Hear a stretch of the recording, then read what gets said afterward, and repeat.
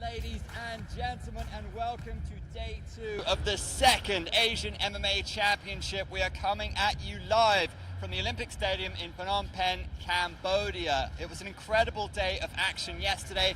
We've got 100 athletes here from across various countries and regions in Asia, 19 different weight divisions as well, and today we've got 16 bouts coming up for you.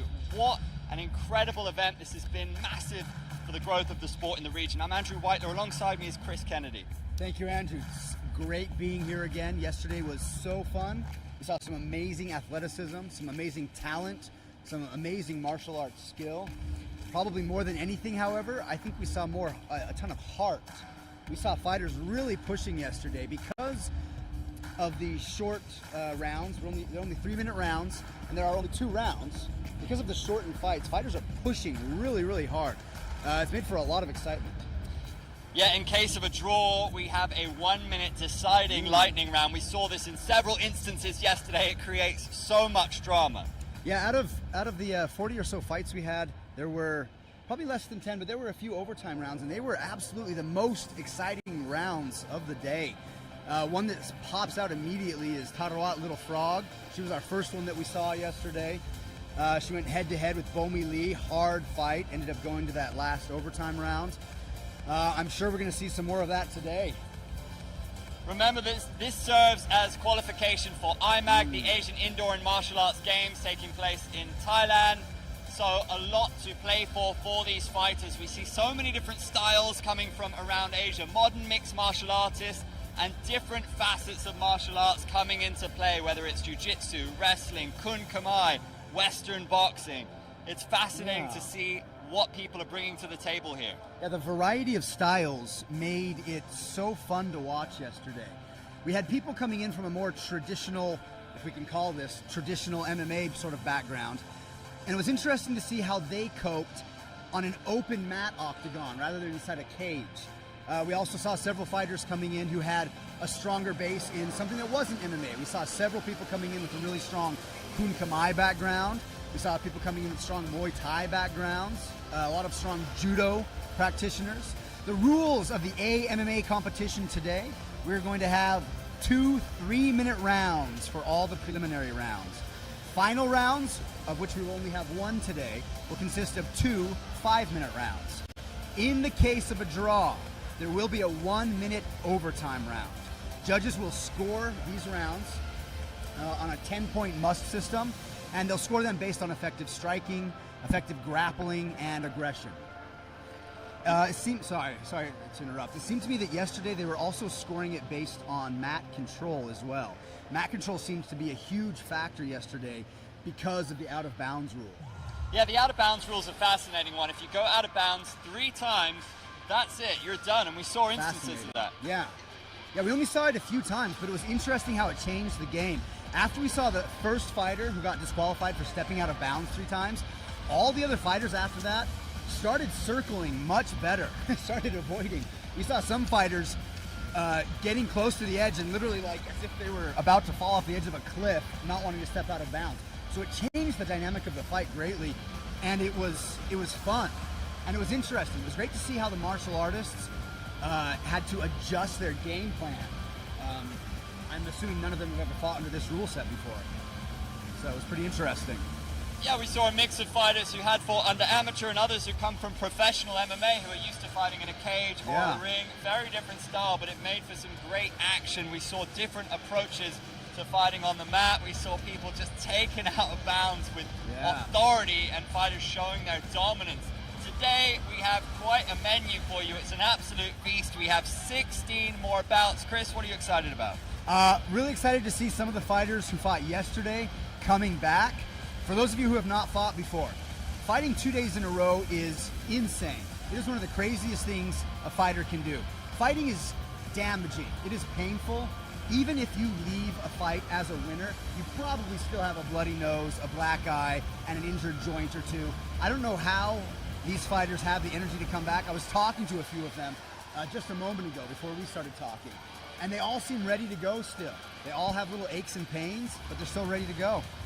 Yeah, unbelievable fatigue, and the character it takes to get through that is just unbelievable. We saw a buzzing stadium yesterday. The Prime Minister was here, and the Cambodian fans, particularly when we saw the Cambodians competing, was electric. We've got Little Frog back in action today against Hong Kong China's Holly Kwan, so that's certainly one to look forward to. And the Filipino Rene Jr. Catalan, son of Robin, who fought for one championship as well, he'll be back in action. And so many brilliant strikers from Cambodia, including Thiago Teixeira, who was Brazilian by birth, fighting for Cambodia, fighting MMA for the first time. That will be very intriguing. What a striker. I'm very curious to see how he can adjust in an MMA setting. He's one of the best kickboxers, one of the best strikers, probably in the building right now. Might even be the best striker in the building right now. But he has a very limited grappling background. I'm very curious to see how his fights go. Very excited. So explosive, so entertaining, and it's almost about time for our first bout of day 2. Remember, we're going to be back here for day 3 for the finals tomorrow, so do join us here. The action's been fantastic. We're going to go across now to our MC, our man in the middle, Mr. Stefan Taguchi.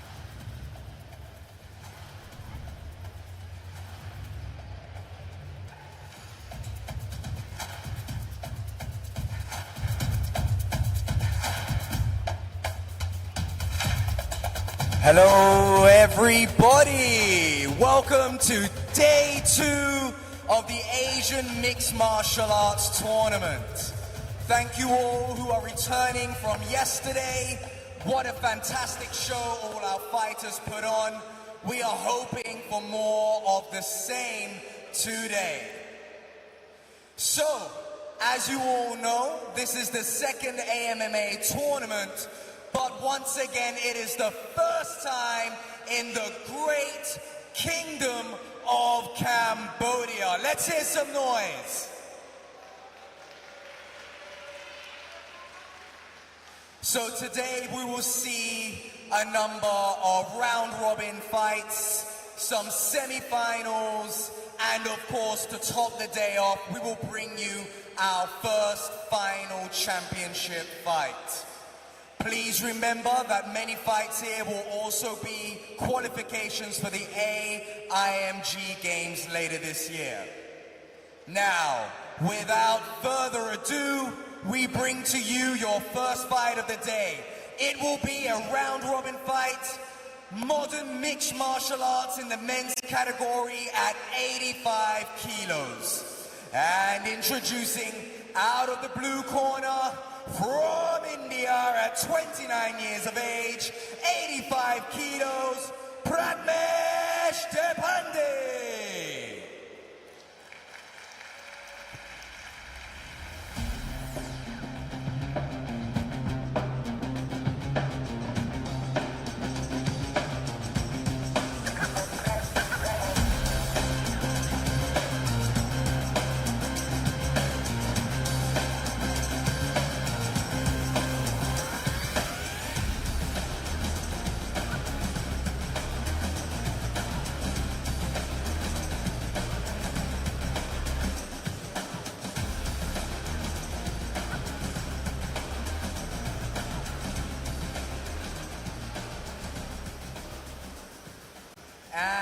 Introducing his opponent, 31 years of age, fighting out of Hong Kong, China, in the red corner, Hoi Tang Wong!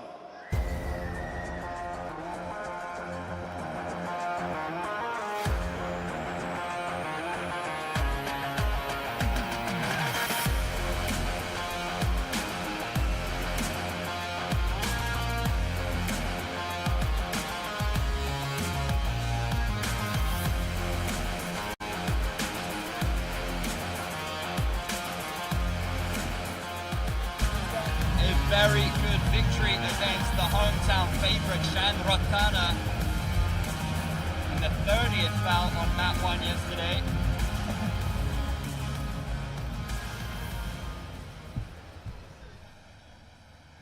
Referee Vincent Martin, please begin the fight.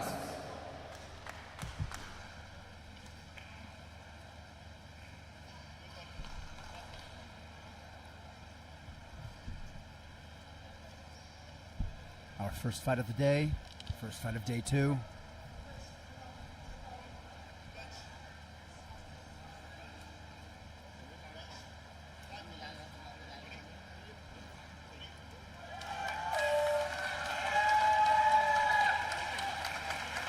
Coming in with some probing leg kicks.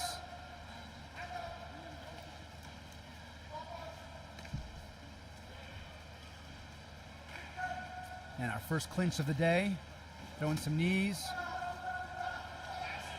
Great scrambling by Hoy. The Indian attempted the takedown, and Hoy was able to reverse that quite well.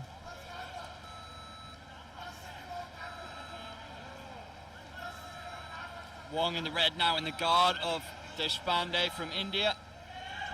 Looks like he has that single butterfly hook with his left leg, but he wasn't able to do anything with it. Not surprised to see the referee stand them there. If you aren't being active on the ground, you will get stood up quickly. Head kick from Deshpande. Yeah, especially in these short fights. 2-3 minute rounds. Ooh, nice right hand. You're going to see the ref stand them up if there's a lull in the action. Left to the body. Interesting striking style from Wong. You know, he's got his hands low. It's almost McGregor-esque in a way. Yeah, it's interesting he's fighting with his hands so low, but he's moving a lot. He's taken a few punches, but he's given more than he's taken so far. Only a minute in, so we'll see where it goes. Looking like Mark is more anxious to grapple. Excuse me. Prathmesh. My apologies. Prathmesh looks like he's trying to instigate the grappling more so, and Wong looking like he is more anxious to have a striking battle. That left cross is a weapon for Wong, the southpaw. He's trying to load up that cannon. Evades the head kick from Deshpande. Left to the head, left hook. Stiff jab from the gentleman from Hong Kong, China.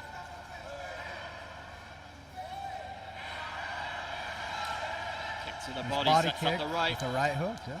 Another left to the body. Ooh.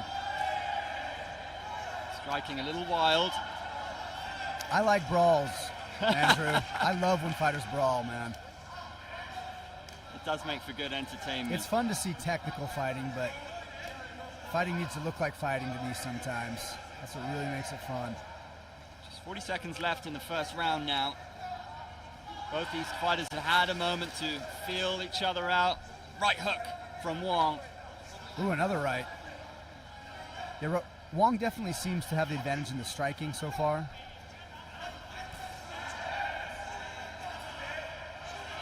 Wants to find that knockout blow. Searching punch to the body.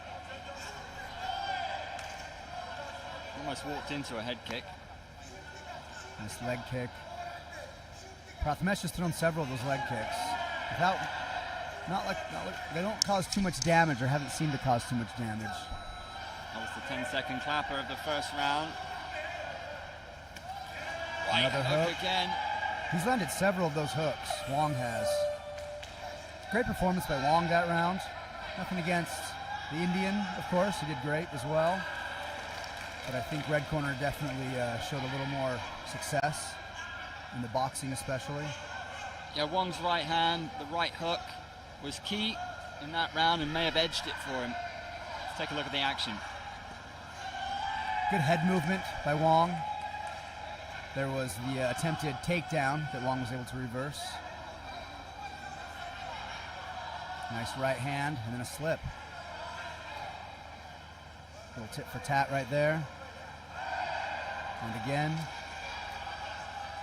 Ooh, nice right hand. Not too uneven, fairly even fight so far. Hopefully they have enough of a sense of each other now that they'll push it a little harder in this last round. Which is, of course, what the judges want to see. They want to see action.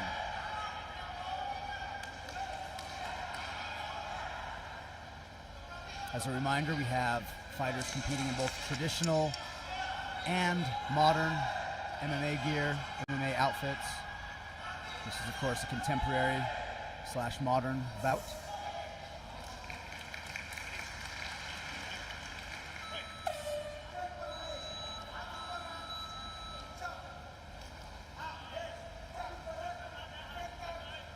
Prathmesh starting off with some probing strikes.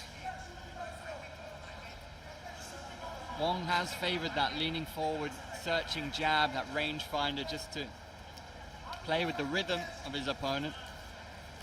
Wong is using so much more footwork, and I think that is what's giving him the advantage in the boxing. They're both throwing good punches, they're both landing. Wong is just so active. So first high kick of the day, of the bout. Good head movement by Wong. Big looping right hook. Not a lot of crisp boxing here, but a lot of powerful hooks we're seeing. Prathmesh is looking to control the center, but the movement of Wong, as you say, Chris, Head kick. been more fluid. 2 minutes left in the fight. MMA tends to not tends to take that control of the center as it seems to me as sort of a final deciding factor if the fight looks fairly even. I think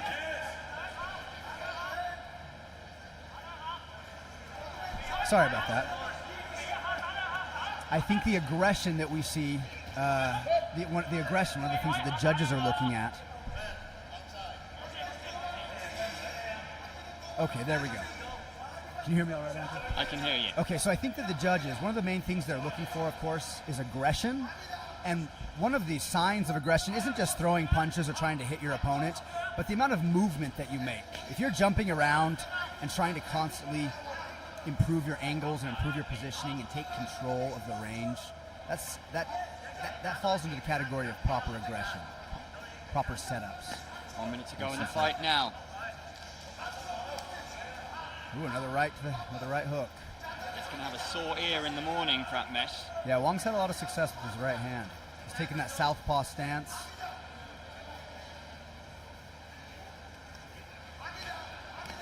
Good head movement by Wong. Knocks him down with the right hook. Great knockdown. I'm surprised Wong didn't want to capitalize on that a little bit. But he's having such success on the feet, it's also not a surprise that he let him stand. As it stands, he's having success, as you say, that left cross to the body and that right hook.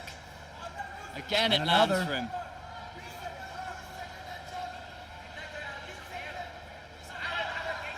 Good head movement, good level change. Ooh, That's that right hook nice. again.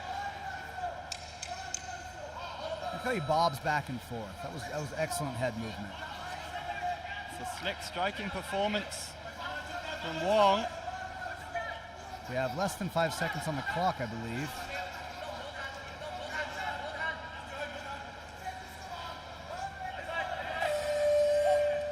And finishing up the round with a knee.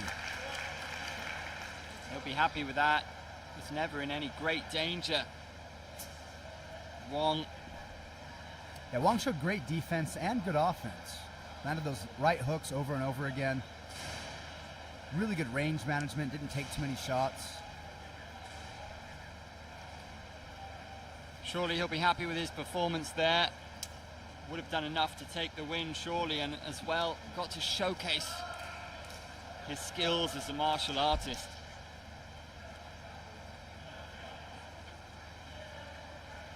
It seems to me that Prathmesh wanted to grapple. It seems to me that he's maybe more of a grappler. So.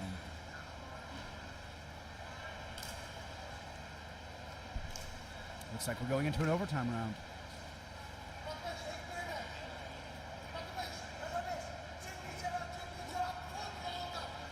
That's a surprising one for me, Chris. Yeah, I would have gone in favor of red corner. Well, here it is, a lightning round, 1 minute of glory. There's the low kick from Prathmesh, scoring the first point, and then 1-2-3 combo. The Indian coming into his own now. Nice There's that left cross. Yeah, good stiff. Oh, nice. he dropped him! Prathmesh making a comeback. Now is his time to show the judges that he's here to win. That was massive, Chris. That It shot was. could have won in the fight. Yes, if that's the only knockdown of this round, then he'll get the win almost assuredly. Oh, bully your opponent. Push them out of bounds. I like that he's using that rule. Yeah. half gone now. 30 seconds or less left of this lightning round. Prathamesh definitely ahead in the first 30 seconds. Bit of fatigue for Wong settling in, maybe. Yeah, he may have tried to empty his gas tank in round 2. But they only have 15 seconds left. I hope they empty it again.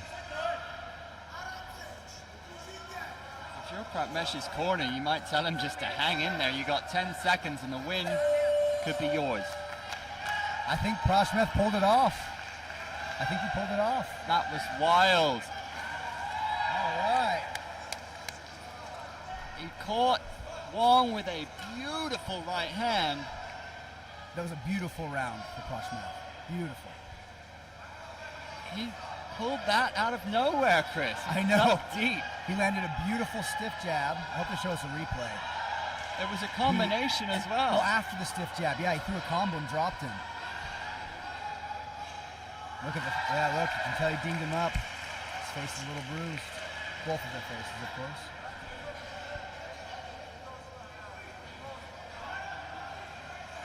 India had a tough day on the mats yesterday. This could be a massive win for them. For that man there, Prathamesh Deshpande, the 29-year-old.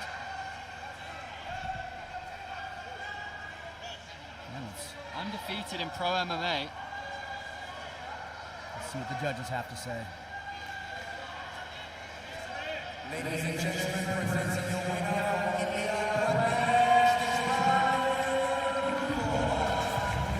Wow, what a turnaround that was. He must be proud of himself. I'm sure his corner is ecstatic as well. Excellent display in the third round. He clawed that victory back. There's that missed front kick, but it definitely caught his opponent's attention. There was that first knockdown that we saw, glancing left. Boom, left hand. And another strong punch from the blue corner there. Some of those little rabbit body shots. Red corner. Sometimes it takes a few rounds to get your opponent figured out. Well, you wonder if he got a read on Wong, who was looking again and again for that right hook as we march along. Giovanni Bacchus versus Mark Rahasya. We saw these two in action yesterday. Modern MMA in the 71 kilo category. And you can see now both mats. We have action going on both mats today. A couple of the traditional fighters in the middle of a match, in the middle of a bout at this moment. Giovanni Bacchus lost to Cambodia's Kamchit in bout 8 yesterday.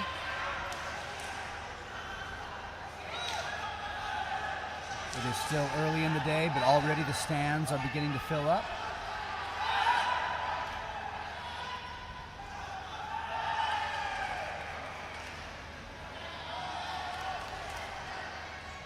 So both these fighters coming into this one on the back of a loss to Kamchit.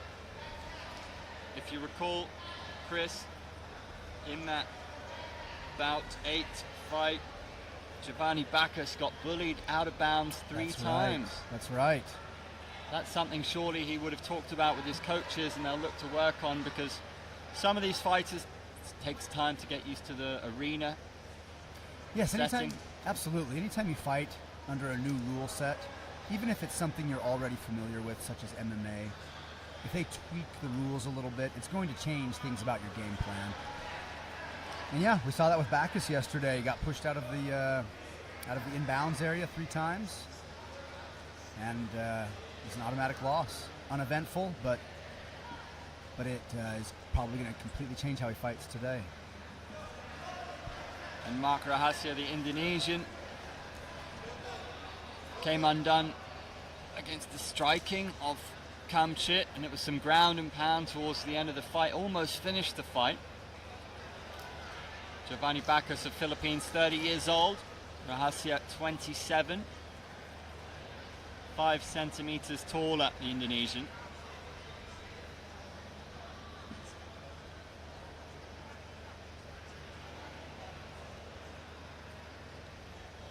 So This is a big one for both these guys. Yeah, it's our chance to finally get a win. This is a round robin fight, meaning all opponents in a category fight each other. That's what a round robin category is. So there are probably 3 people in their division, and all 3 of them have to fight each other. Both of them now looking to secure a win so they don't go home empty-handed.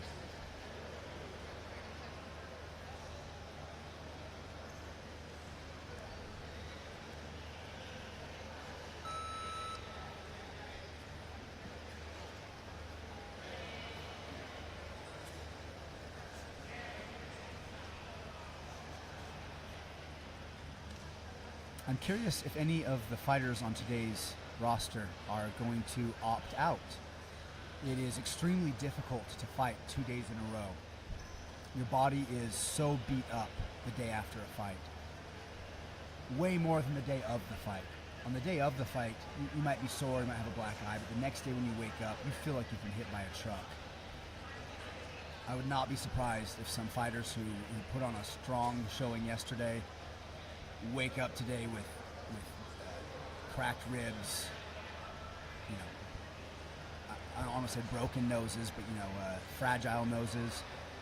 That kind of thing is very common the day after a fight. And anybody who decides to fight again today and then even again tomorrow takes true warrior spirit. 100%. Just the fortitude, the grit needed to step in and onto this mat in the first place is significant. Some of our athletes on the screen right now.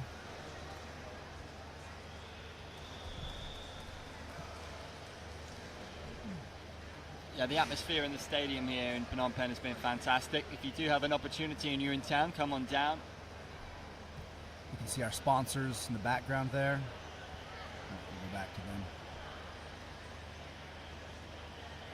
A big thank you to the likes of Naga World, V Active Sports, Crud.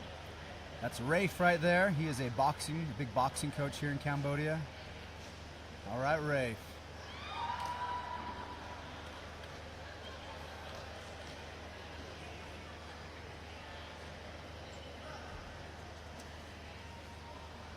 Certainly saw a bit of drama in the first bout on day 2. That 1 minute overtime does throw an interesting perspective on the action. They always say don't leave it in the hands of the judges. There's a big cheer for the result over on mat 2. But if you cannot get it done convincingly, there's always a chance that you will have to double down and amplify your lead, or your perceived lead in that lightning round. And saw the Indian fighter claw back brilliantly to get the win. Really important win for him and his country.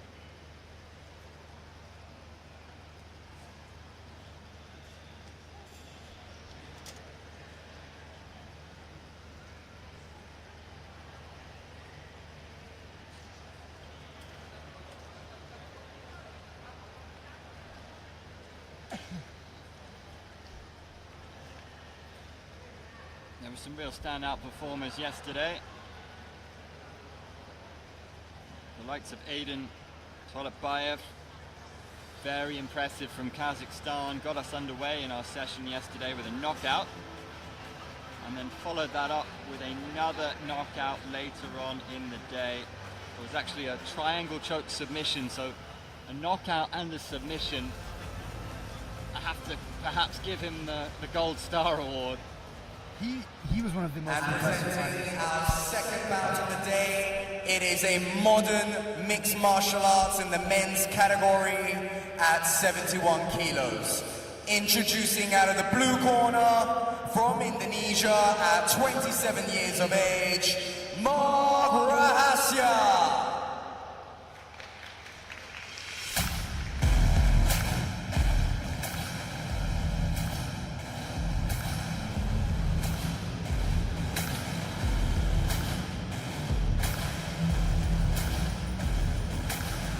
Mark Rahasya from Indonesia, some of the most passionate mixed martial arts fans in Asia.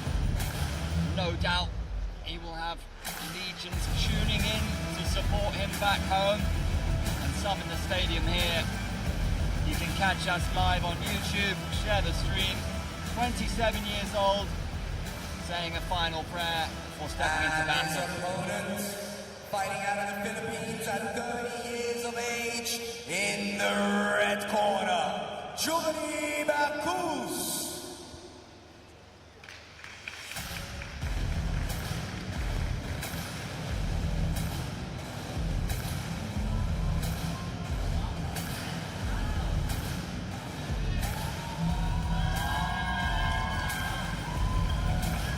Giovanni Bacchus, 30 years old,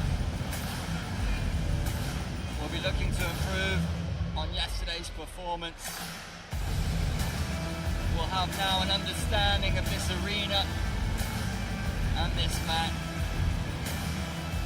Philippines, such fantastic boxers.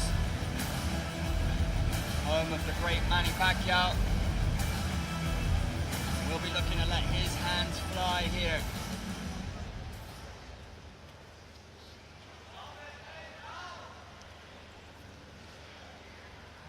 Referee Ma Shuang, please begin the fight.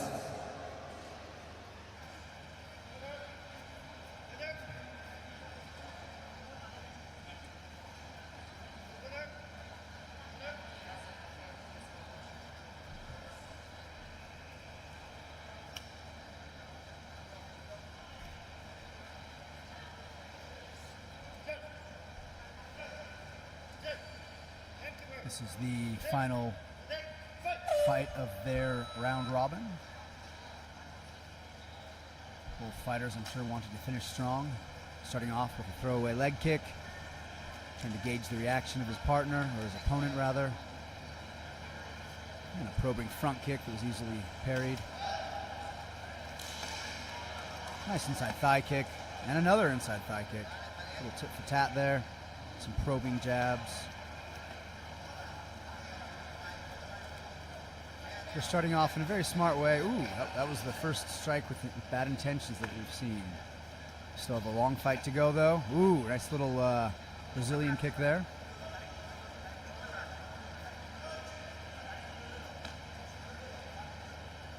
Bacchus likes to parry kicks with his hand. That's interesting. It's a great strategy. It's just something he needs to be careful about so he doesn't expose his face too much. And Bacchus, once again, stepping out of bounds. Let's hope this isn't a repeat for him. Repeat from yesterday. They call him the Monkey King. Needs to be more agile on his feet, I suppose. Yeah, be more monkey. Big overhand right attempt. Yeah, that one had bad intentions behind it.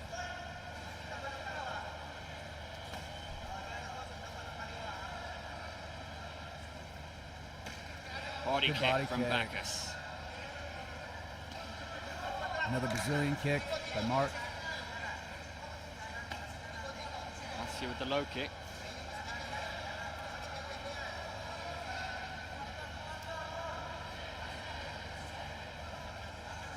I like that we're seeing some head movement by Mark.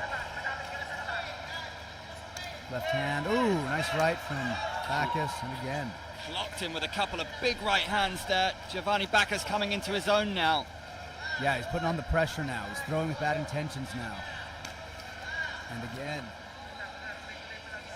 Starting to incite some fear in his opponent. Mark now fighting back with some intensity.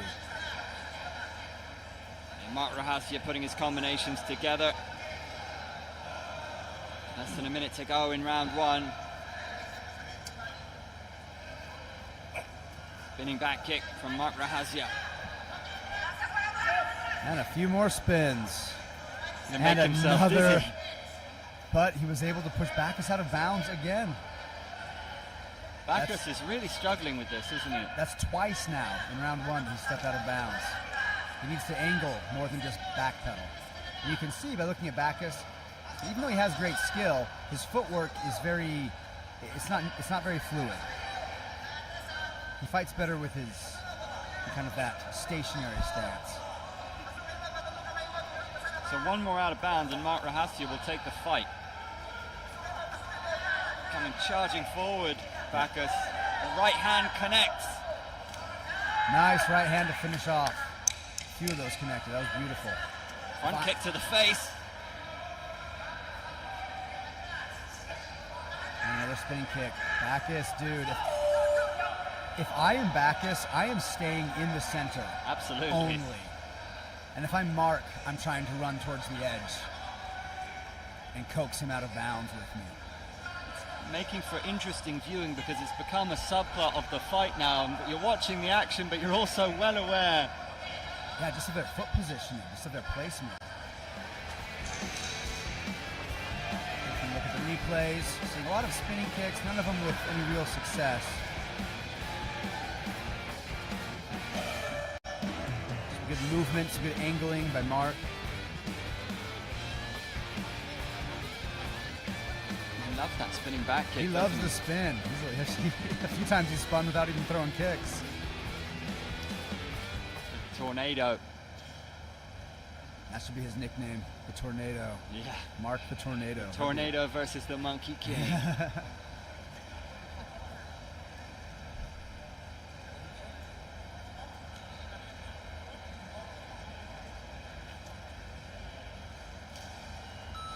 That ice has got to be feeling glorious now.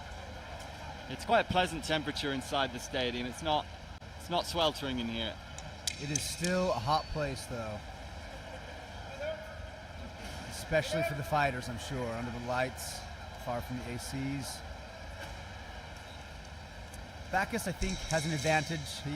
Right as of now, he landed a lot more hard punches than Mark did. Mark, of course, has the advantage of the out of bounds. He hasn't got out of bounds yet, and Bacchus has gone out twice. We saw a spinning back kick and then an axe kick from Rahasia. Yeah, some traditional kicks. Some of those karate, taekwondo style kicks. Solid low kick. He's gone more for those low attacks than his counterpart, and those do score. Ooh. And they add up, but because this is a short fight with only 2 rounds, he needs to start using those, not just to add up damage, but to start setting up punches. And the Monkey King is near the out of bounds once more. He went for a huge overhand again. Loves that shot. Yeah, he's had a lot of success with it. It's landed several times. And his countrywoman Maricel found a lot of joy with that same shot yesterday, getting in the winner's circle. Some probing inside thigh kicks. Less than 2 minutes to go in the second round. Mark's kicks are very good, but he's not setting them up, so they're not landing.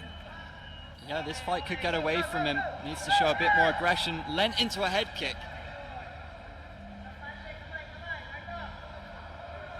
You know, some martial artists, they drill less of those setups and they drill more of the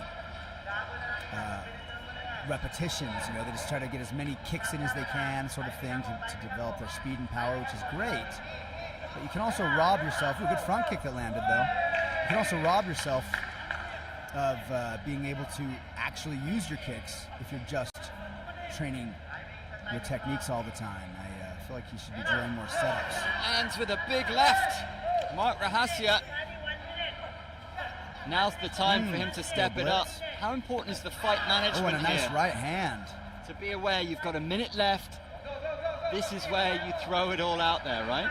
With 1 minute left, I think the fight is I think it's leaning in the favor of Bacchus. If I were Mark, I would let it all go. I would empty the gas tank, do what he just did, brawl a little bit. Nice knee. Is that the first knee we've seen in this fight? Might be. I think we saw only one in round 1. And our first takedown of the fight. Might have been a very wise move from Bacchus to try to get some domination on the ground. Yeah, he is up on points. If he can end on top, that'll look very good for him. He needs to stay active, though. The judges will stand them up. Yeah, the judge might stand this up now. Is that the 10-second clapper? I think that was for the other mat.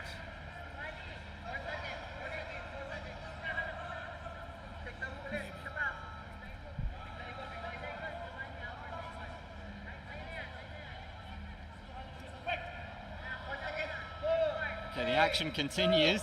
Looks like we're still going. And that's all she wrote. All right. Slightly confusing end to the contest. Difficult one to score, perhaps. He might give it to Bacchus, who did land some big shots with his right hand. It could also go to a draw, like last fight. I wouldn't be surprised to see a decider. Yeah, you never know what's going on in the minds of the judges. Good low kick there from Bacchus, followed by an overhand right. Good front kick there from Mark. Here's where they were starting to brawl a little bit more. This is what I think they should have tried, especially Mark should have tried to do more of. And of course, Ladies and gentlemen, round we are action having a 1-minute lightning round. again. I love it. Love a lightning round. So much drama. I'm a sucker for the drama, for the spectacle. And this is where sport meets spectacle, I think. And I like that they're giving them these extra rounds. Let them really go in and show that they're here to win. Two martial artists representing themselves, their countries. 1 minute to put it all out there. What could be better in a magnificent stadium like this? Going for the jumping, spinning back kick. spin, yeah. Ooh, good head movement. Good. See a brawl now. Which is what they should do. This is what this 1 minute's for. This is to show your heart. These longer rounds are great for showing technique. Good head kick. Mark Rahasi, a head kick, lands the right. Knees needed now, surely. There's a knee from Knee to the body. Giovanni Bacchus. Gets the takedown. And another takedown. Side control. This is crucial for the Filipino. If he can just appear to be active, he doesn't even have to be causing damage. He'll win this round. He's not throwing any strikes. He's not looking for a submission. Yeah, he's playing like a wrestler. He's trying to control. With less than 10 seconds left, yeah, you need to go crazy. But he did end on top. Just showing with that final strike, you know, it might have been enough to show the judges that you're being active, as you say. You're looking for something. You're being aggressive. Exactly. The reality is, might be exhausted at that stage. Will be exhausted, no doubt.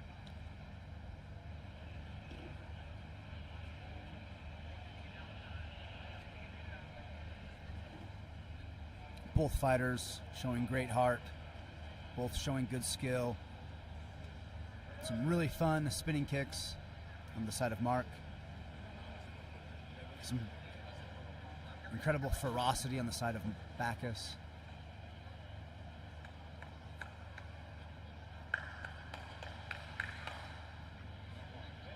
Ladies and gentlemen, presenting your winner in the red corner, Julie Bacchus. No surprise there. He ended that last round in a very dominant position, that top side control pin.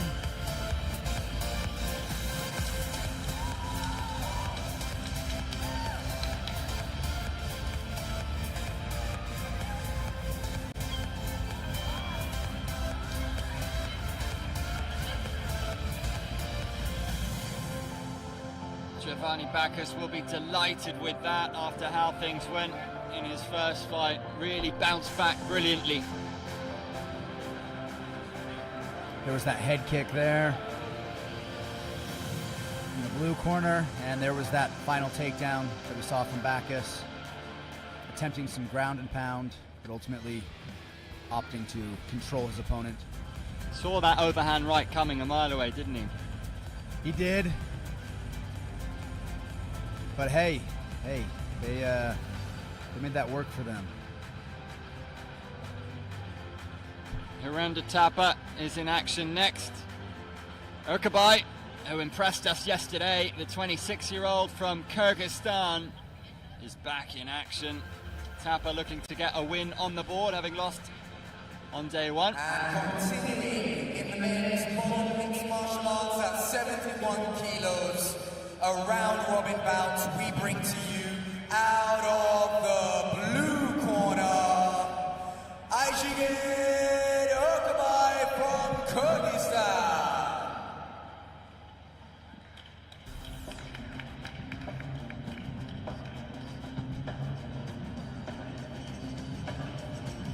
Urkbai put on a beautiful performance yesterday. I'm excited to see how he performs today.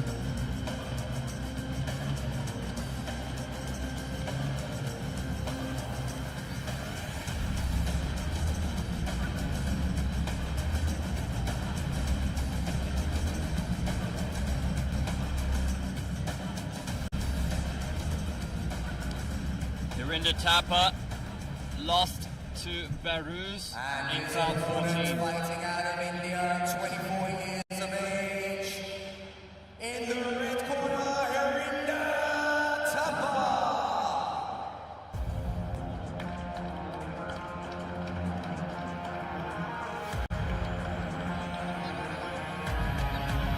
Thapa coming out looking in phenomenal shape.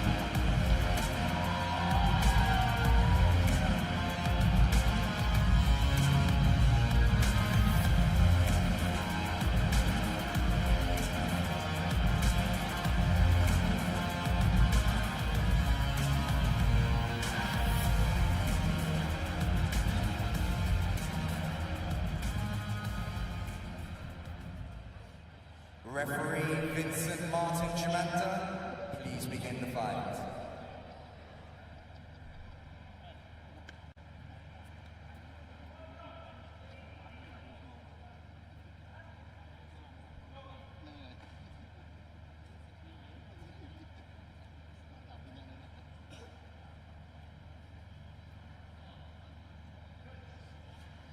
So Thapa and Urkbai both fought yesterday.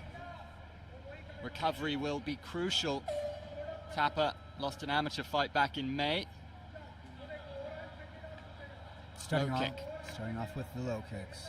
Nice inside and then outside low kick by blue corner right off the bat. Followed by a strong looking hook and a cross that landed and another hook that landed. Strong start for blue corner. And again, oh my Back goodness. kick from Urkbai. He looked hugely impressive, even though he did lose to Behrooz. Both these guys lost to Behrooz yesterday.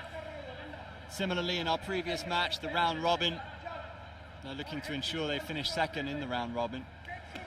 Oof. Oh my goodness. Cracks him and drops him. That And that might might be be the enough fight. to finish the fight. Yeah, it might be over. That's all she wrote. The man Yep, from there it is. Kyrgyzstan gets the W with the knockout. Beautiful performance by Urkbai.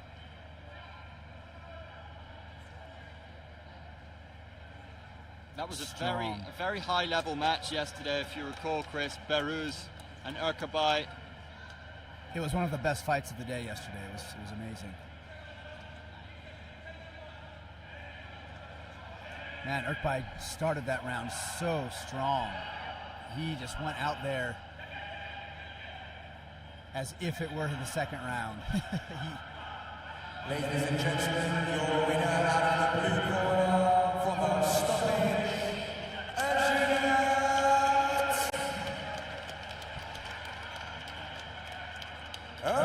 Urkbai from Kyrgyzstan.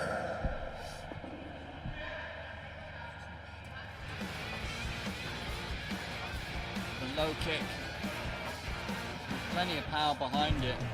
Thapa tried a bit of a wild spinning back kick, seemed to get disoriented. Then the right-left combination. He's ready to follow up with some ground and pound, but he didn't require it. Look at that combination. Yeah, that was a good call by the referee stopping him because the fight was over at that point. That first right hand might have been enough. Yeah, it was passed over already. Extremely dominant performance.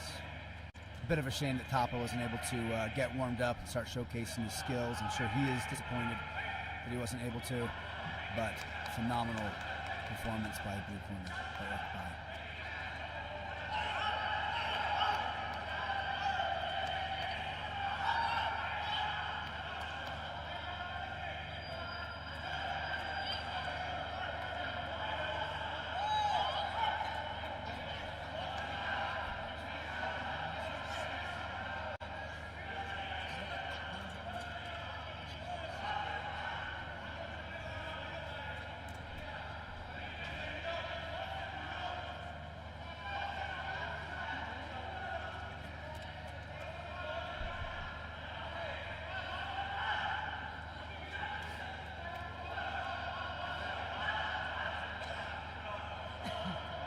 lively atmosphere here inside the Olympic Stadium, with another match going on mat 2.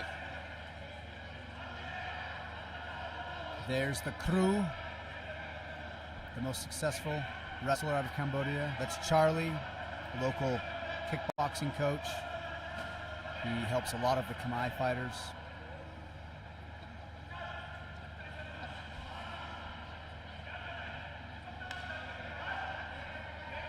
You can see the traditional martial artists mid-bout. The traditional matches. In the traditional matches, they are allowed to grab clothing. That's one of the main differences. And our next bout is our first female bout of the day. Chia Hui Su versus Altan Chimeg. 19 years old against 41 years old. We saw this happen a few times yesterday. Huge age difference. This is the biggest one we've seen, though. 22 years of difference in their age. Altan Chimeg lost to Maricel of the Philippines. We spoke earlier about that overhand right coming from the Filipina, which was telling in that contest, and I wonder if Su, no doubt, will have taken note of that one.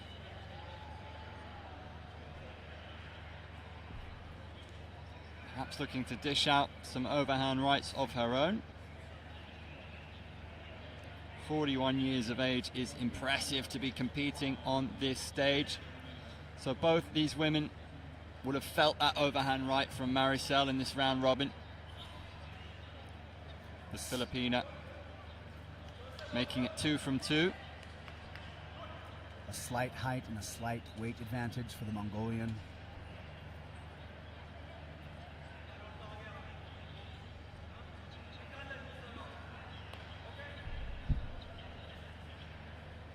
Yeah, let's just say, Andrew, it's so impressive that someone who's 41 years old is coming and fighting still at this level. If I am still fighting at this intense of a level when I'm in my 40s, I'll be very happy. Yes, maximum respect.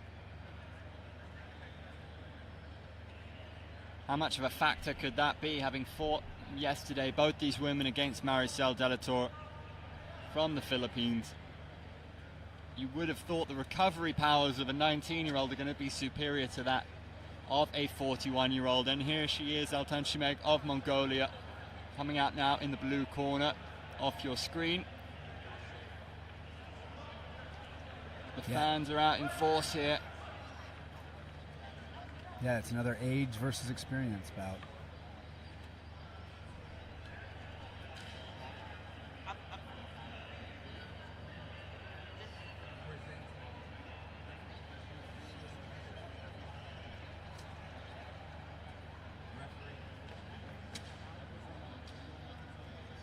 So Su now has a 1-1. Gu Zhonghua, please begin the fight. Now has a 1-1 amateur record. Altan Chimeg showing a little bit of a black eye from yesterday.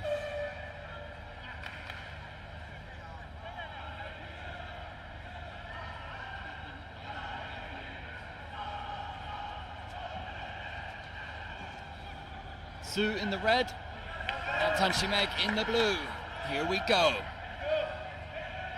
Both fighters looking focused. Su coming out with her hands nice and high before she even engages. I love it. Starting off with with a clinch and knees. Solid exchange of knees from both fighters. There was a knee on the break from Su. In kickboxing range, both fighters in an orthodox stance. Su catches the leg, releases it to take the body. Altan Chimeg caught her with that right hand. I'm not sure why they were separated. Some probing inside thigh kick, some probing jabs, and a clinch. Su clearly looking to take this fight to the ground. Su securing the takedown, securing the three-quarter mount position and into a full mount position. This is significant. The fighter from Chinese Taipei. What can she do with it? She needs to work. She's in a completely dominant position now, but she needs to be active, otherwise she's going to get stood back up. She's looking to separate the Mongolian's elbows from her ribs so that she can start setting up shoulder and elbow attacks. You can see the Mongolian trying to bring her elbows back in at times, and now trying to push away.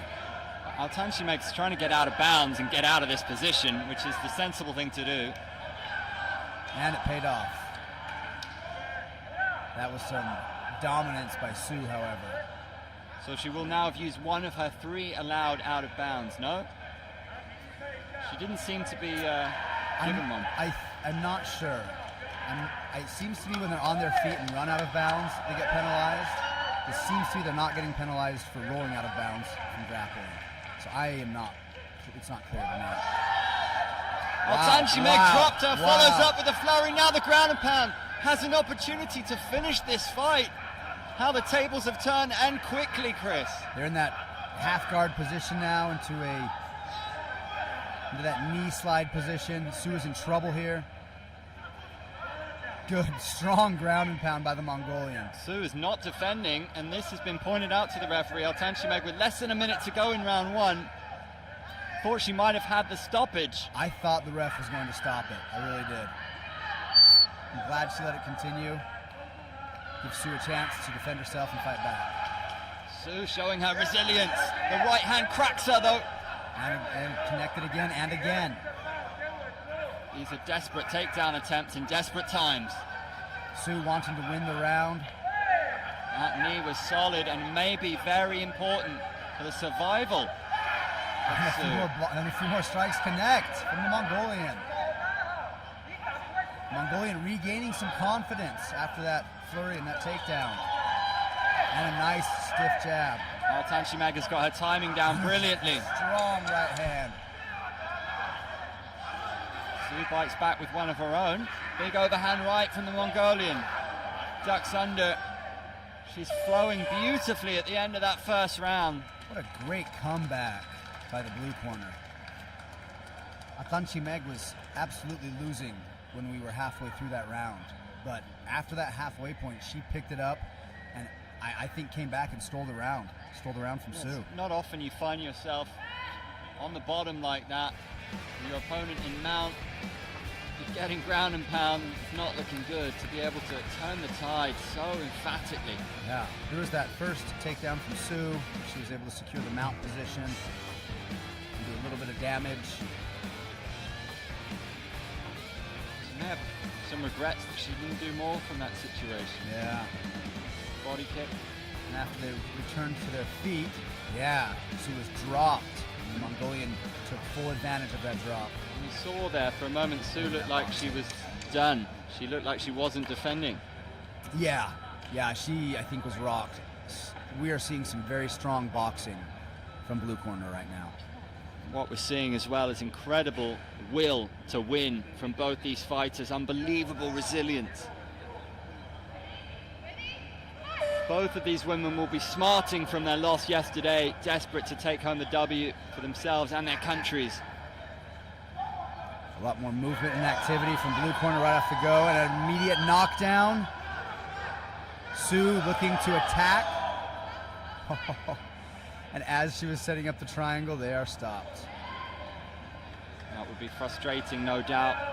I believe Su went for a triangle attempt yesterday as well, that was unfortunately for her also failed. Altanshimeg looks light on her feet. Su rushes into a clinch, throws a knee, tries to control the posture of the Mongolian. The Mongolian takes the back, pulls her to the floor with back control, and loses the dominant position. Good for Su. Not so good for Altanshimeg.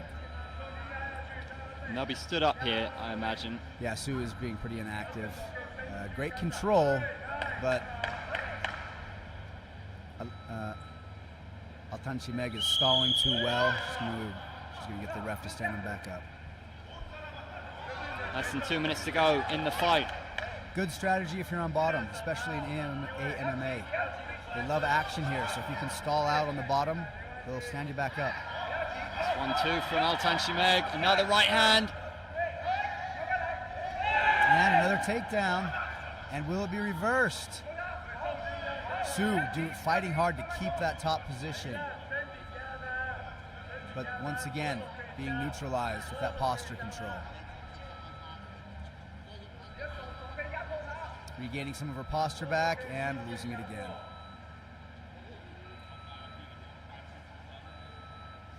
She's pressuring forward a lot. In this position, it would be wiser for her to sink back and try to pressure the hips rather than pressure the head when you're stuck in someone's guard like that.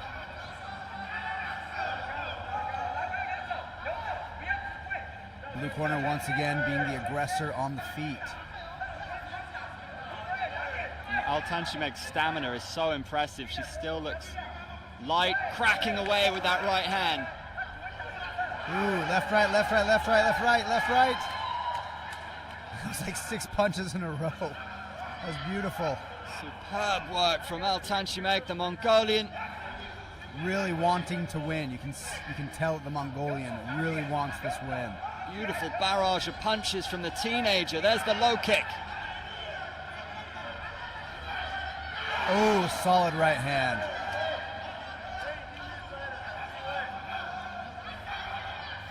Su throwing some kicks, but they don't look strong. They don't look like she's committed.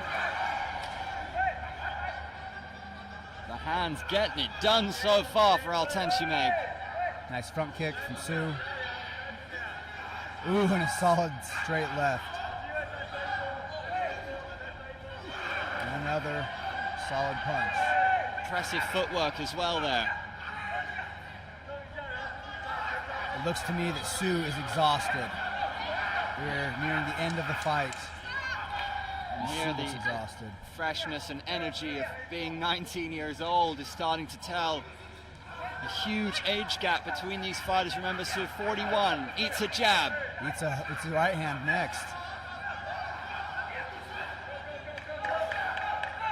Oh, that was a strong right hand right at the end of the match. Man, what an exclamation point to end the fight with that solid right hand. Beautiful performance. And off camera, she looked absolutely delighted with her performance, and rightly so. Brilliant after yesterday, suffering the loss against Maricel of the Philippines. Both these women lost to Marcial de la Torre. Su showcased a lot of her skill today as well. Round one, I feel, was pretty even, maybe slightly in favor of blue corner, but round two, almost definitely blue corner pulled out ahead.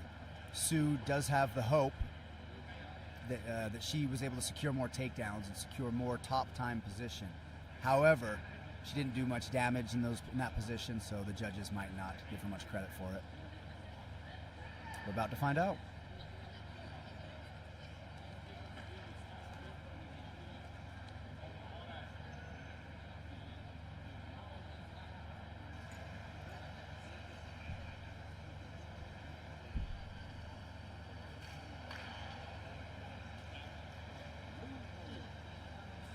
Ladies and gentlemen, corner, Altan Shimeg. What a feeling that must be to be 19 years old, record your first victory at the second Asian MMA Championship. It means the world to her, and it's well earned. That girl probably has a strong martial arts career ahead of her if she chooses.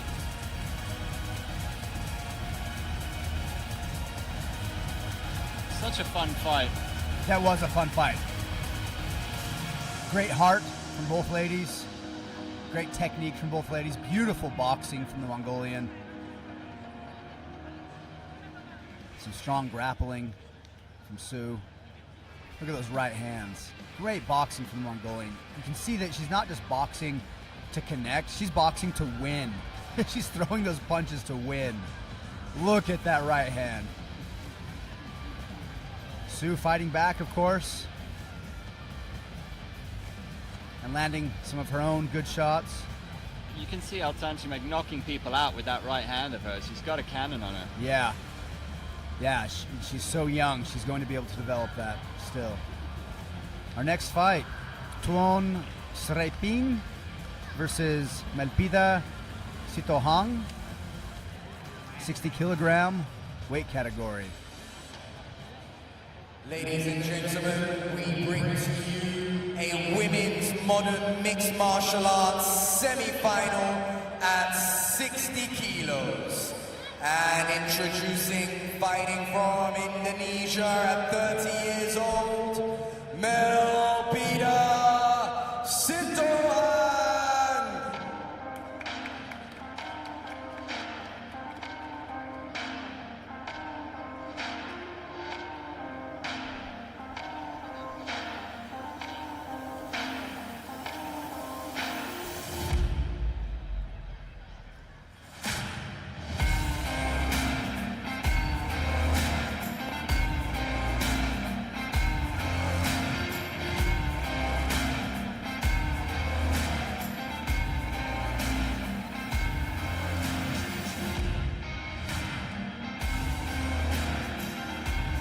Melpida Sitohang representing Indonesia.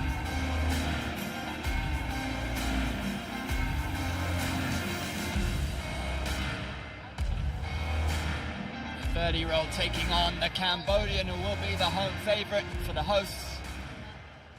And introducing her opponent, hailing from the great kingdom of Cambodia at 24 years of age, Tuon Sreping.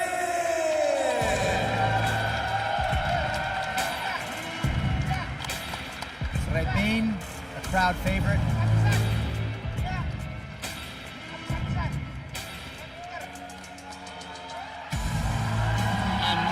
That crowd, they love her here. She's been speaking in the lead up to this tournament about wanting to represent Kun Khmer. She wants to showcase the beautiful Cambodian striking martial art on this stage and of course evolve as a martial artist under the mixed martial arts banner and rule set.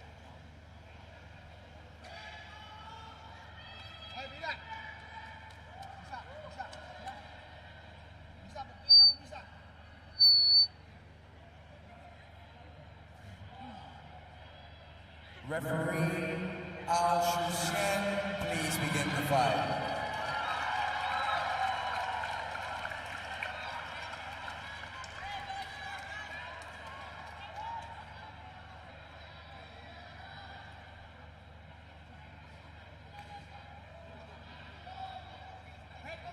Good sportsmanship by both ladies.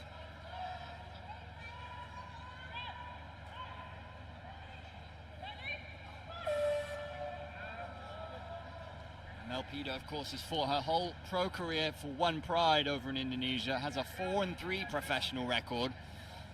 So much more mixed martial arts experience, which could be telling in this fight. Melpida in the blue, Sreping in the red.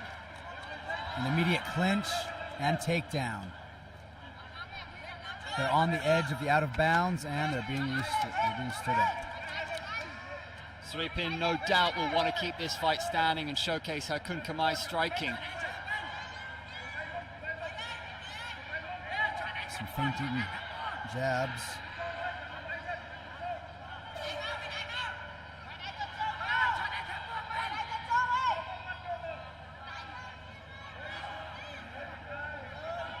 Both women still trying to fill each other out, and not sure if that's considered a knockdown or a slip. Did Melpida catch her with that one? I couldn't tell. Some strong attacks, though, from blue corner. Nice combination, ending with that body kick. Yeah, the judges will like that one, and so will our coaches. The audience behind us is ecstatic for this fight.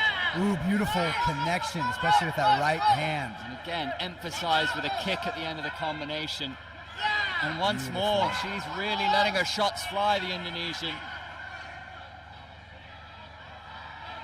The Cambodian is opting to run when a combo comes at her. You see she's backpedaling. The Indonesian is taking advantage of that by ending her combos with kicks. As the Cambodian moves out of punch range, she moves into kick range. And there it is again. She runs out of, and then there's the clinch from blue corner. Oh, the Cambodian takes the dominant position and unleashes some fierce strikes. Srapin showing what she can do really for the first time in this fight. It's been a timid start for the Cambodian. Melpida Sitahang has really had it her own way until that point.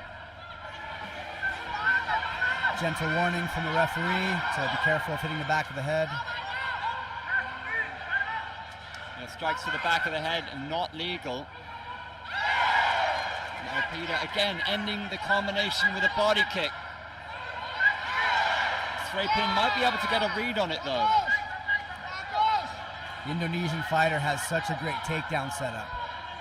She throws and she waits for the Cambodian to attack back, and then she helps close the distance by running towards her, clinching. This is the third time she's done that in this round. This time, however, is the first time the Indonesian has been able to secure an inbounds top controlled position. Not a lot of time to work with it though. With 20 seconds left, we'll see if she can cause any damage. Moves into full mount. Kun Khmer experts want to get back on their feet, see if she can do something with it, and the round is over. Hun Chan reach in the corner of Srapin. Accompanied by Fernando and Erwin, two other coaches here in Cambodia. Melpida's corner will surely be asking for more of the same from their fighter, and you have to say with a 4-3 MMA record, that's vast experience coming onto this mat in mixed martial arts. She did drop her, didn't she? That was a beautiful right hand. It was a drop, it wasn't a slip. And there's those body kicks we were talking about. Boxing combo followed by a body kick. Beautiful strategy. Ooh, a side kick. And we'll see if they show us some of the takedowns. She attacks. Nah, they didn't show it. I might go as far as to say that was one of the best rounds we've seen from Indonesia in this competition so far. Yeah, very dominant. I'm sure she's making her teammates happy with that one.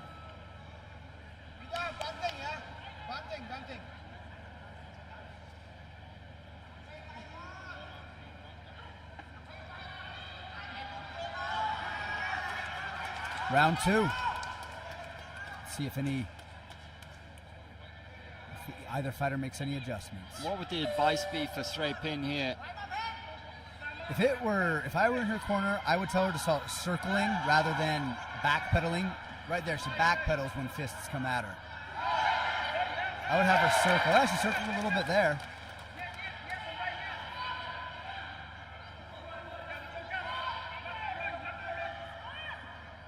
I would maybe recommend adding in some tie hops. Tie hops being a front kick feint variation that can help you close the distance. Land some of those strikes. Nice. Oh, is that a forearm to the head? I think it was unintentional. It looked like an elbow to the head. Once again, boxing followed by a kick and an attempted clinch that was stuffed. Some more ferocity from red corner this round. And from blue. Srapin still reacting too strongly to the flurries from Melpida. I think it's just the lack of experience. Nice catch. She caught that kick, but didn't do anything with it. Beautiful outside trip by blue corner. Into side control. Zero defense. Unfortunately, red corner did nothing to stop her from getting to side control and then mount. She is, however, employing the technique of stalling. Grab your opponent's posture, stop them from damaging you, make it boring, and the ref will stand you back up. Blue corner's having none of that. Doing her Ground best. and pound coming now. Melpida Sitahang looking to finish this fight. I love that she's throwing strikes even when she's not able to land them well. She's keeping it active. That's going to allow her to stay on the ground in this dominant position. Srapin looking to get out of bounds and get out of here.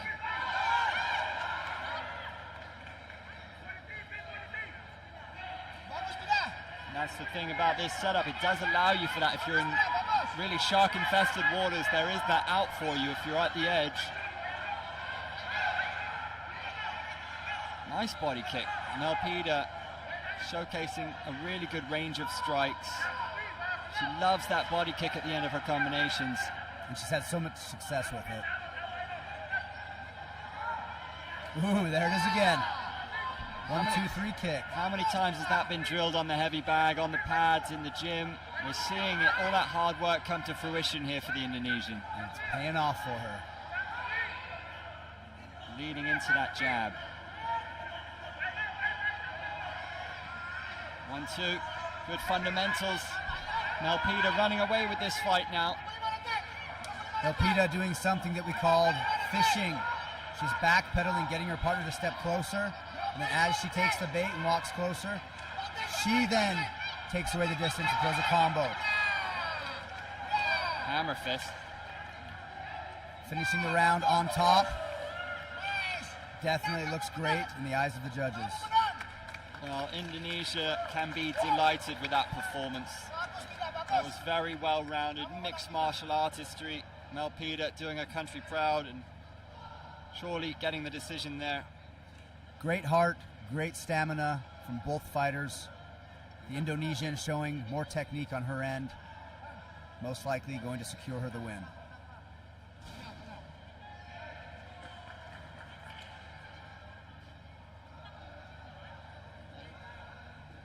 Srapin with a little way to go in her MMA career.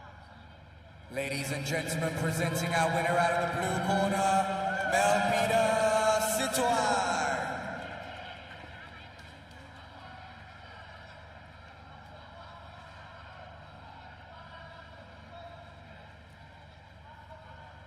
The fighters showing their respect to their counterparts. This tournament has been fought in a wonderful spirit over day one and now into day two. And of course we have the final day coming up tomorrow. The action has been very engaging here. We look back at these shots from Melpida. Always looking to tee up those combinations and end with a body kick. And never shying away from the clinch. Beautiful outside leg trip. Half guard, side control to full guard with ease. Landing 2 punches and a kick. And a nice right hand. Red corner showing some of her own kicks. And a well-deserved victory from the blue corner. Yusni Hutasuit from Indonesia up against Ani Lu Parungao from Philippines. Yusni, 23 years old. Ani Lu, a jiu-jitsu specialist, 26. 3 years and 8 centimeters difference between the two competitors. 54 kg modern MMA coming at you.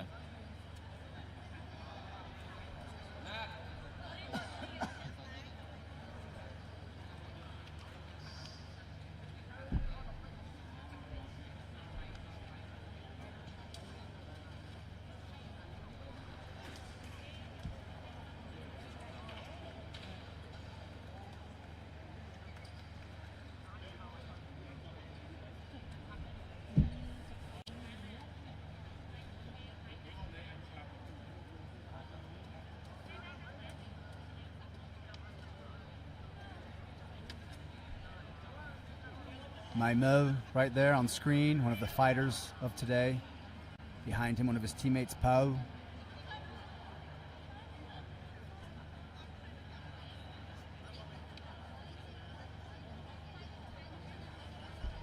Yusni Hutasuit got the victory over Chao Chun Wu in match 11 yesterday.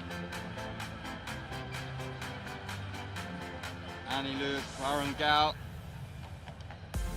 lost to Miss Red, so she'll be looking to get her first W in this tournament, in this round robin.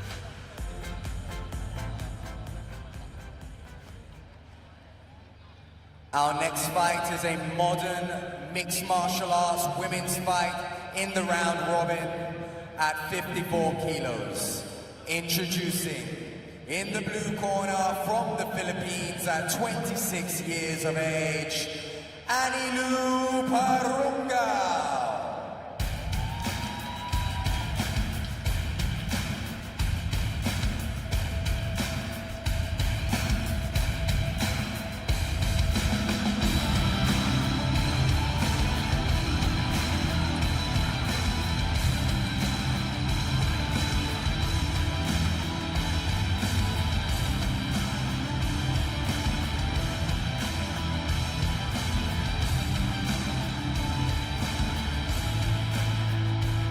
Looking excited, looking anxious to get going. And introducing her opponent, fighting out of Indonesia at 23 years of age, in the red corner, Yusni Hutaswa.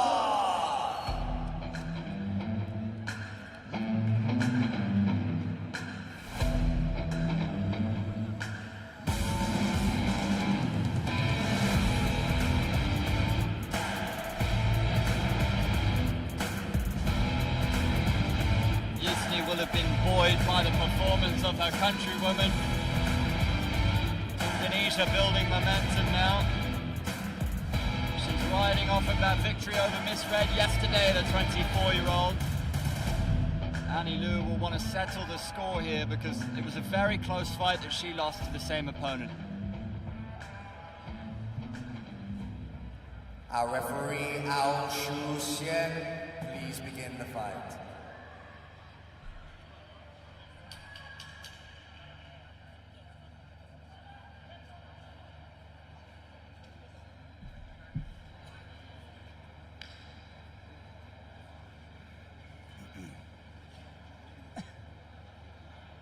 Anilu, very much a jiu-jitsu focused mixed martial artist.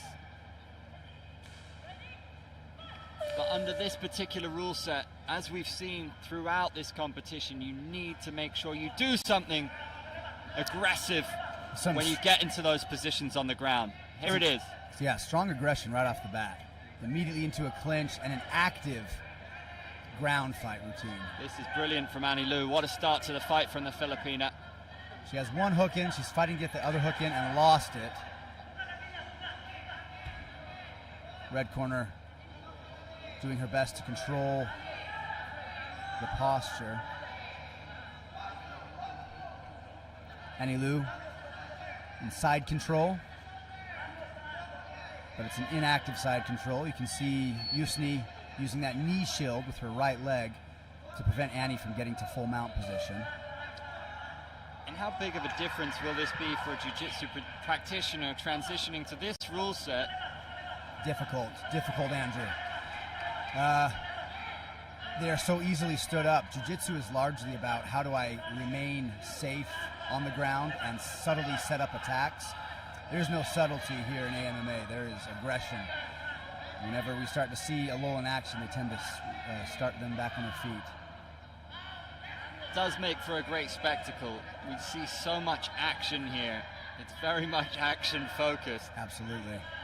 Annie here is trying too hard to fight for mount position. I think she should move to north-south position or into a sit-out sort of Keisugatami position.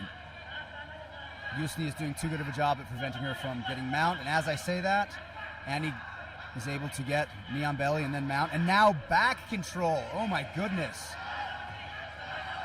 Brilliantly done. Anilu just moving through the superior positions. She's got the choke. Sinking in the choke. It's looking good for the Filipina. It's deep.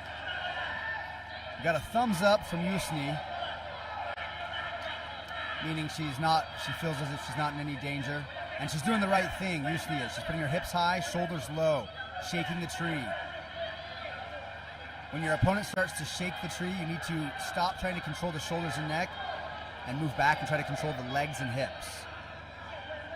You have to give massive credit for Yusni Hutaswa in that situation. Used her MMA experience brilliantly there. She looked like she was in trouble. And what's the referee going to do here?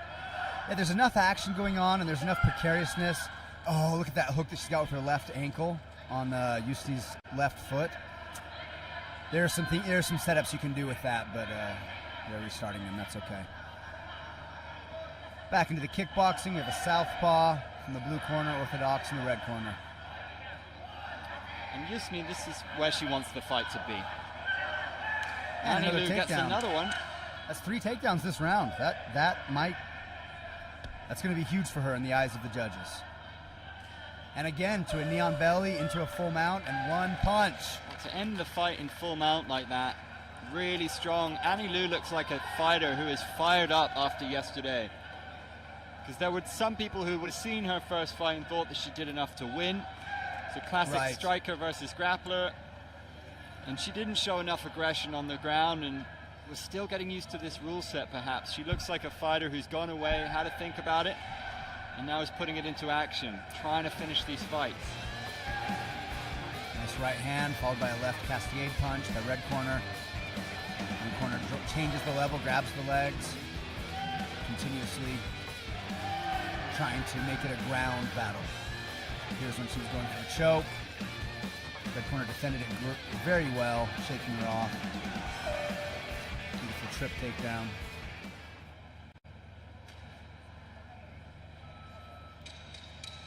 And this will be interesting because if Annie Liu wins here, then it will be 1 win for each fighter.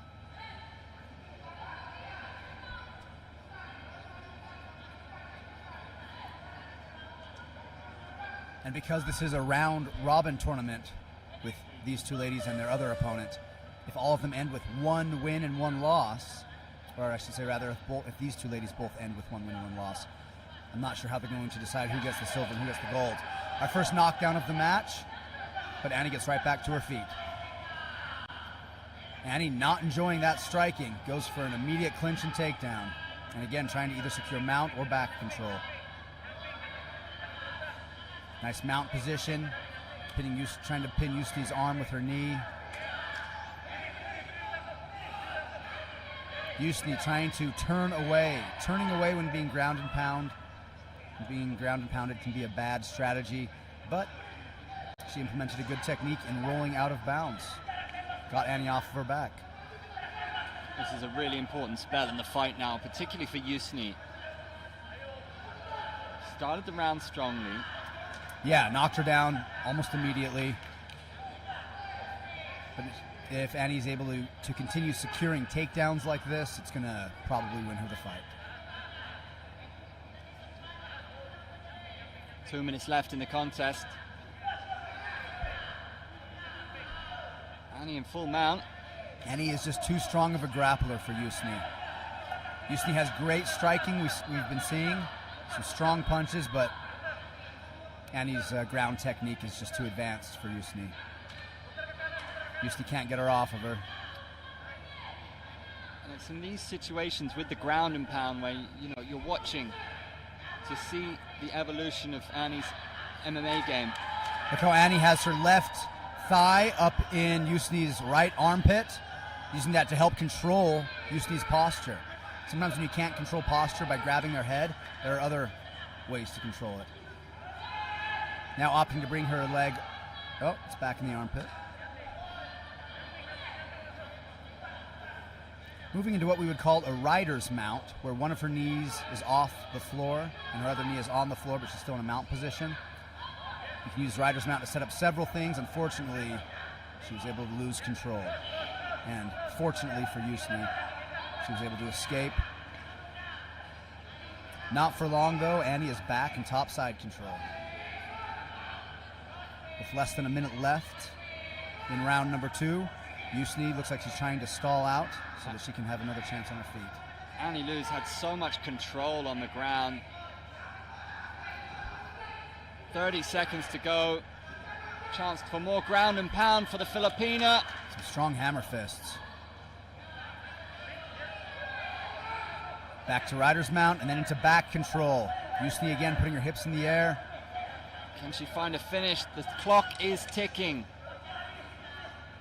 Now Annie is doing one thing correct. She's using her right knee to control one of Yusni's knees, and she was using she's using her left ankle to control the left hip of Yusni. That's more of a desperation position though when you're on someone's back. Excellent performance by both ladies.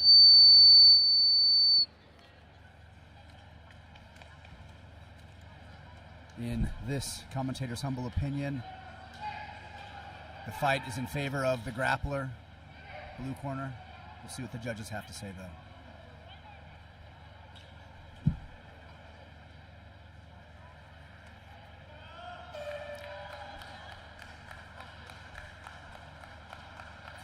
Ladies and gentlemen, presenting your winner in the blue corner, Annie Luparunga. And a well-deserved victory by Annie, showcasing her grappling prowess. And I'm sure she's excited to go home with at least one victory under her belt.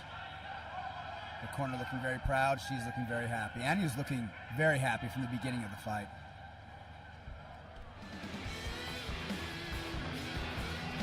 Some good striking on Red's side.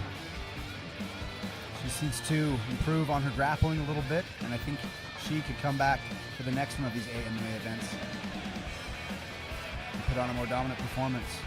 A beautiful and well-earned victory by blue corner.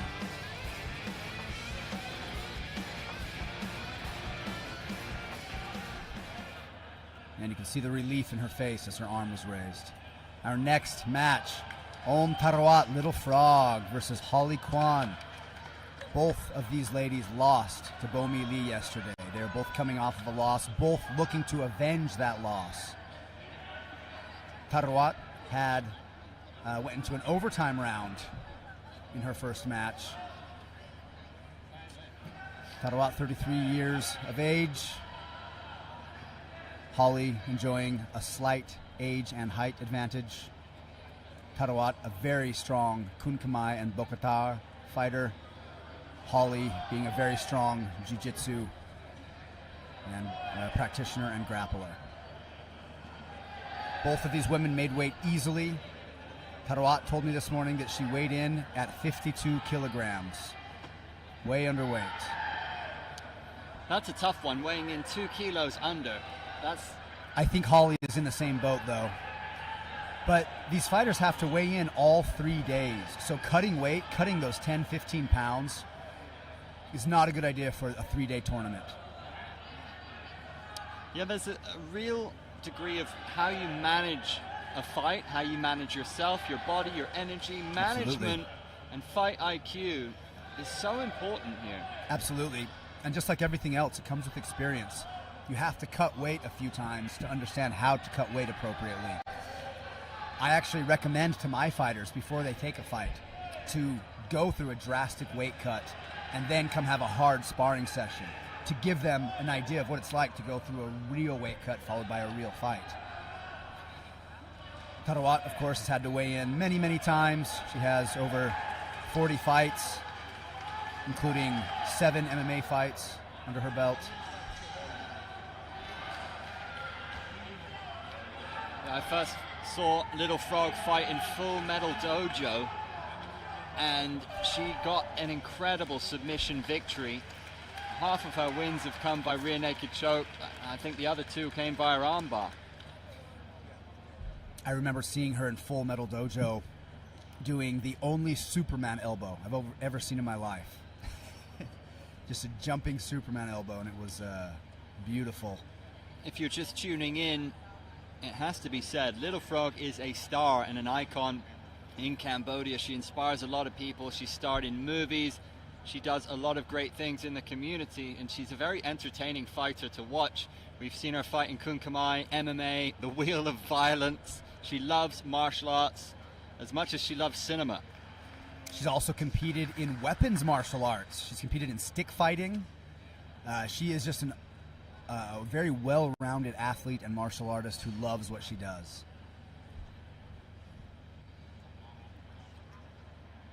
Some of Tarawat's friends right there, actually.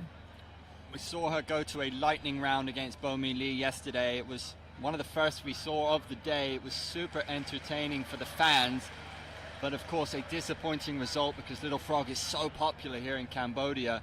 Today she has another chance, another bite at the apple. What's the mentality like, Chris, for a fighter coming off of a loss, all you want to do, I'm sure, is either go and hide in a hole or have another fight and get an opportunity to right that wrong. Fighting has the highest highs and the lowest lows. Fighting has the highest highs and the lowest of lows, meaning when you win a fight, you feel elated, you feel euphoric. And when you lose a fight, it's the exact opposite feeling. You feel so depressed. Not only do you feel bad for having lost, but you're also beat up. It's not like losing a basketball game where you lost and it sucks. We're going to go across now to Stefan Taguchi, who will announce our fighters.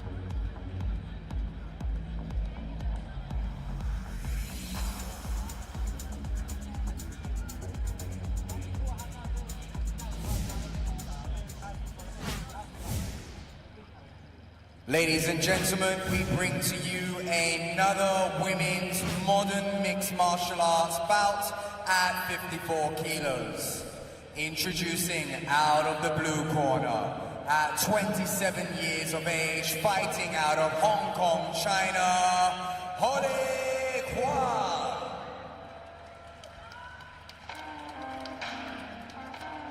Holly putting up a good fight yesterday against Bomi Lee, but ultimately losing the bout.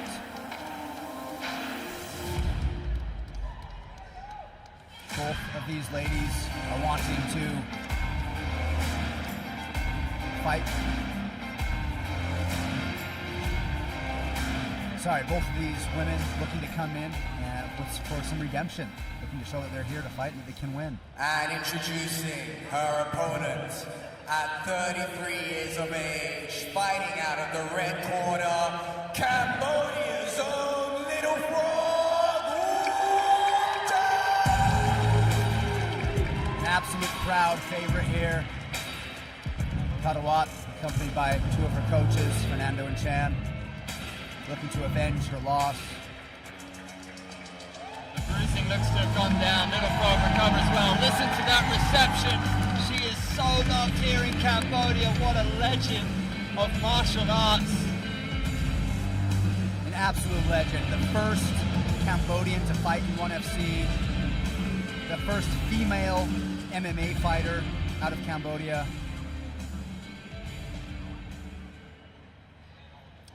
She has done so much for the sport, and it's not every day the Cambodian martial arts scene sees one of their own go to Hollywood. She's been in multiple high-profile and award-winning films.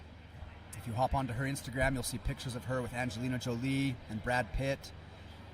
She's had some very high-level acting gigs. Yet if you try to talk to her about it, she is so humble. Both of these women, absolute sweethearts, great sportsmanship we saw from both of them yesterday.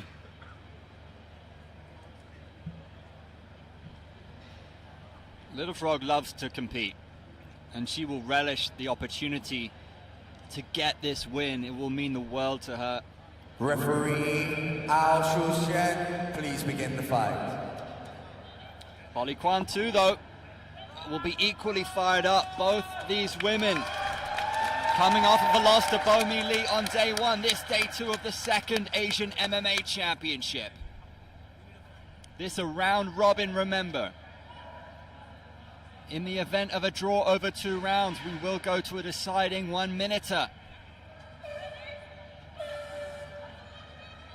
Both ladies come in. Blue corner not looking like she wants to touch gloves, which is perfectly acceptable. Karawat using her feet more than we saw yesterday, already using her footwork more. Hopping, stepping, moving that head and those shoulders. Much more move than what we saw yesterday. Excellent strategy. She should be moving. Little Frog looking light on her feet. Good lateral movement. 1-2 combination Good from the combo. Cambodian. Hands staying nice and high. Beautiful. Throwing several unanswered punches and then moving. Little Frog able to let her hands fly in the opening stages of this fight. Holly is a jiu-jitsu practitioner and wants to grapple. Karawat is doing a great job at staying out of grabbing range while staying in the center circle. Staying lively with her movement, using that jab. There's the 1-2 again, using that Kun Kamai experience. Little Frog here.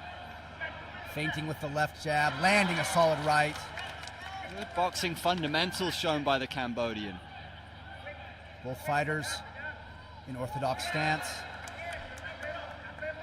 Tarawat with some head movement. We saw some beautiful teeps from Little Frog yesterday. She has some of the strongest teeps I've ever seen.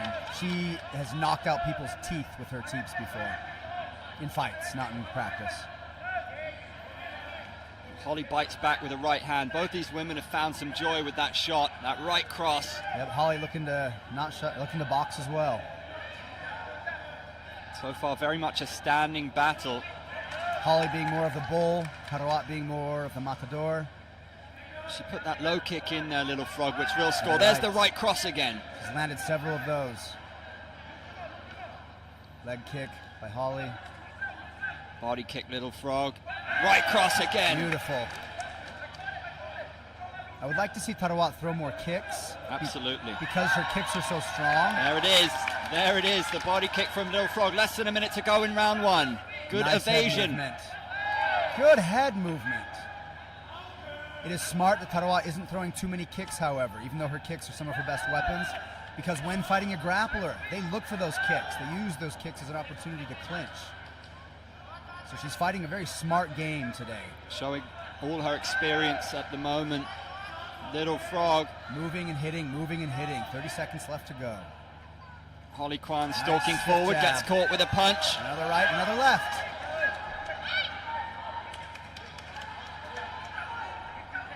Holly throws a left that connects.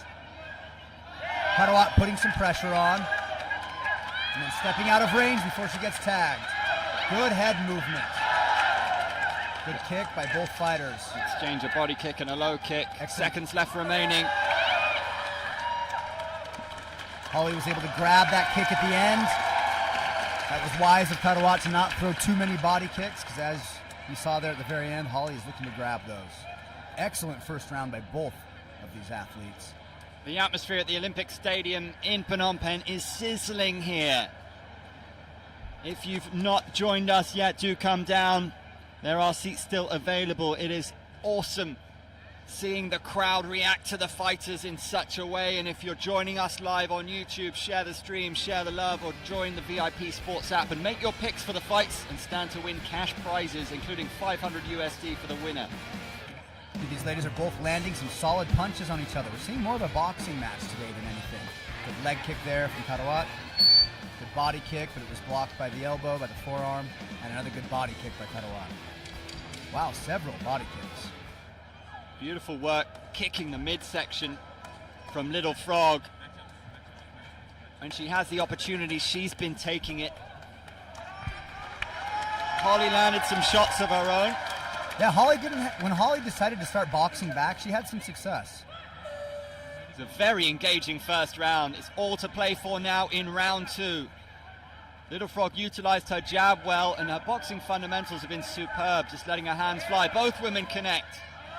Tarawat coming in a little less mobile than she did in round one. She was very mobile right off the get-go in round one. So this may speak to her confidence, or it may speak to her fatigue. The fact that she's not moving around as much now. Both fighters in orthodox stance. Our first teep of the match. Yeah, with Kwan stalking forward in such a way, the teep could be a really useful weapon to keep her at bay. That 1-2, the hands fly. Tarawat using good head movement. And those body kicks will score, especially when they're unanswered like that.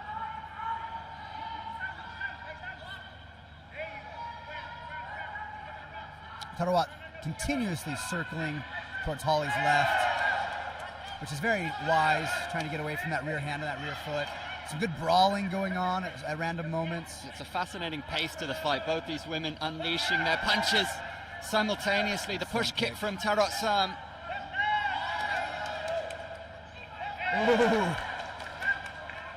Oh, good duck. Tarawat moving her feet a little bit more again. Both ladies throwing some punches and a high kick from Tarawat. Solid head movement from the Cambodian. It's a real chess match, but also it's got those moments where it gets explosive. it would definitely be, ooh, nice left by Holly. Holly using her jab well. Followed by a good left by Tarawat. Beautiful exchange of jabs from the fighters. Tarawat keeping those hands nice and high. Holly exposing her ribs a little bit. And the body kick is there. Which is why Tarawat was able to land four or so of them last round. Right hook from Little Frog, the low kick from Kwan. With 1 minute left in the fight, I would like to see Tarawat throw some more kicks. And there it is. Took a nice left hand from Holly, that looks painful. But she is undeterred. Body shot. The crowd just body love kick. it. Foot was almost caught by Holly. They're now clinched. Tarawat trying to stay away from the clinch. Meet in the middle. 40 seconds left in the contest now. Tarawat throwing some throwaway crosses. 1, 2, nice 3 combo. Yeah, nice left hand landed. Both women showing tremendous heart in the last few seconds of this match. Both look clearly fatigued. Tarawat doesn't even flinch when getting punched in the face. Little Frog with a flurry of punches at the end of the fight. Takes it like a stone statue. Oh my goodness. Beautiful ending by both fighters. Both these fighters put on a show here in Phnom Penh. If the Cambodian has done enough to get the victory here, I can tell you now it will be very warmly received by this hosting crowd in the capital city. And if it goes into an overtime round, which is a possibility, I can see the that. crowd will go wild I can see too. that. And what a question for the conditioning, having both fought yesterday, having given it their all, to go into a lightning round, my goodness. What fatigue they must both be feeling. After both getting a bit beat up yesterday from Bomi Lee, and now going and beating each other up.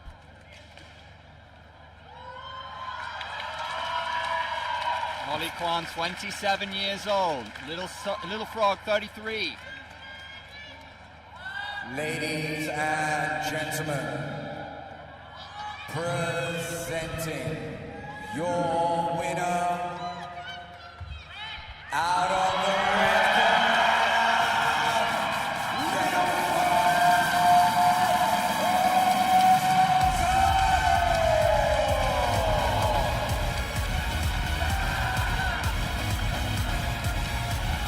Little Frog has done it. She's got the win.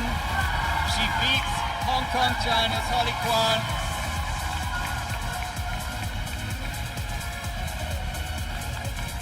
It was a fantastic fight with so much action in the middle. Both these fighters let their hands fly. Look at that right cross, the combinations from Tarot Sam.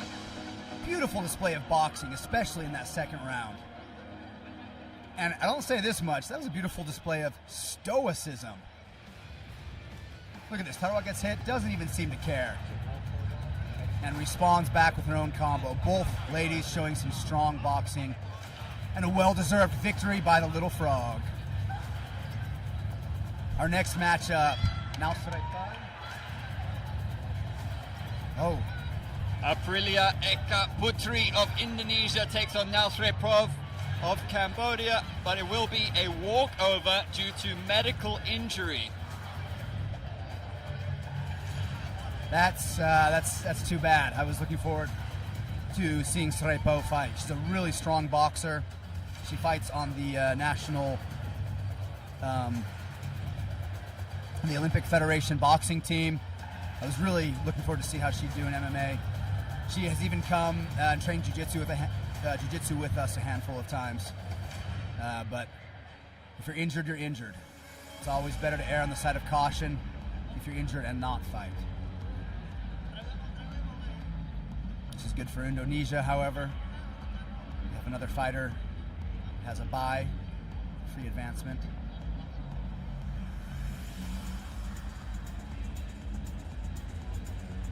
And this would have been a traditional fight too, which would have been fun. But these things happen.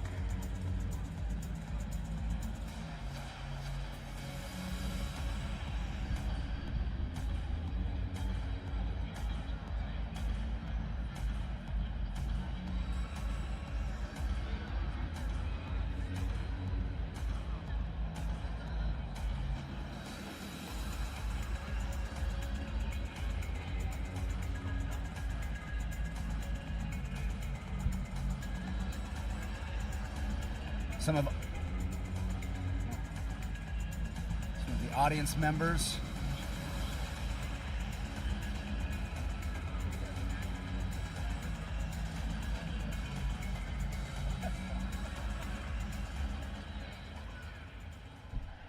And we have a bye victory.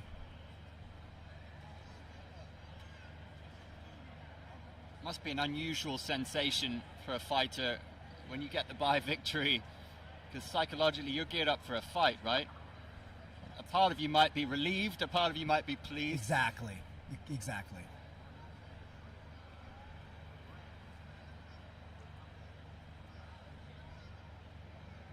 Fighters are here to fight. So they want to fight, but at the same time, fighting is so stressful.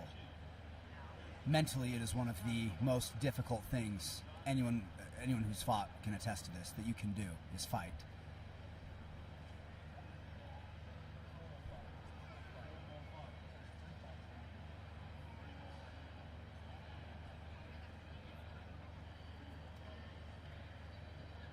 After this walkout victory, we will immediately get ready for the next bout of the eve of the day, which will be this mat's first traditional fight of the day. On screen, Cambodia's top wrestler, the best wrestler we've ever seen come out of Cambodia, now works for the Olympic federations.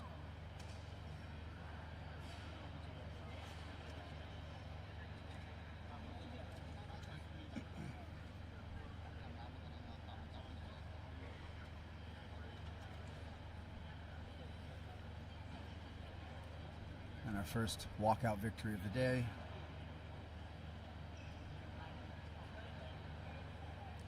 Ladies and gentlemen, our winner of the traditional MMA women's 54 kilos, now straight up. Aprilia Eka Putri by walkover.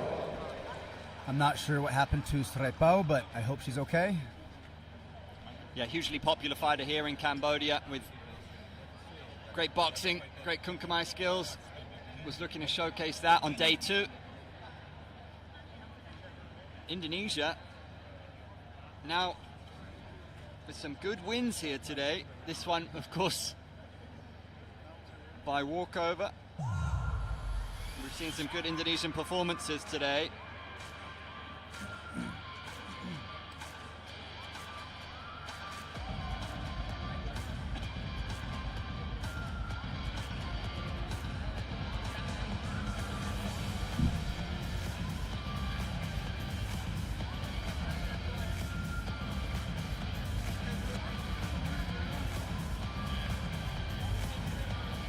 Coming up next, Rene Junior Catalan up against Peng Sopana.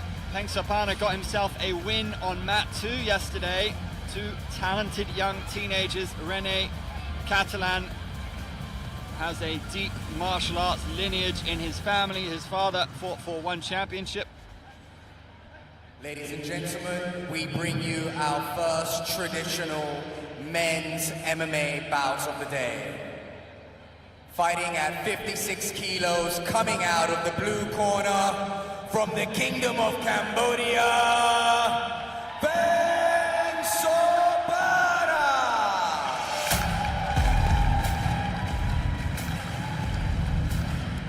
Fighting out of Cambodian top team. Always has a smile on his face. Well known here in the Kun Kamai circuit. He is an excellent striker. Got a massive victory over on mat 2 yesterday, and we'll be looking to carry that momentum forward on day 2. Another crowd favorite here in Cambodia. They went wild for him when he won yesterday. And introducing his opponent in this semi-final matchup, hailing from the Philippines at 19 years of age, Rene Junior Catalan.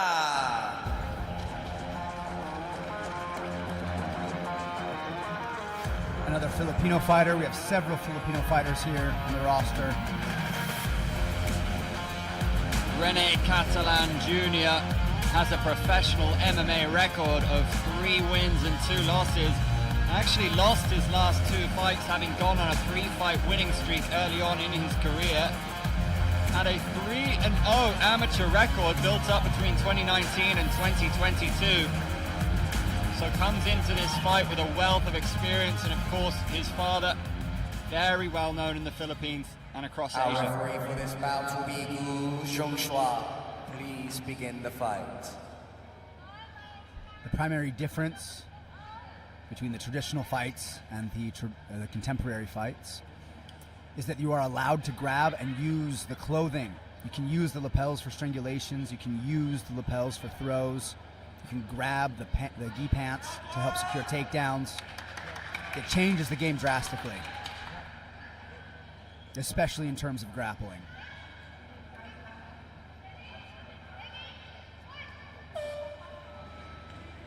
Both fighters showing each other some love.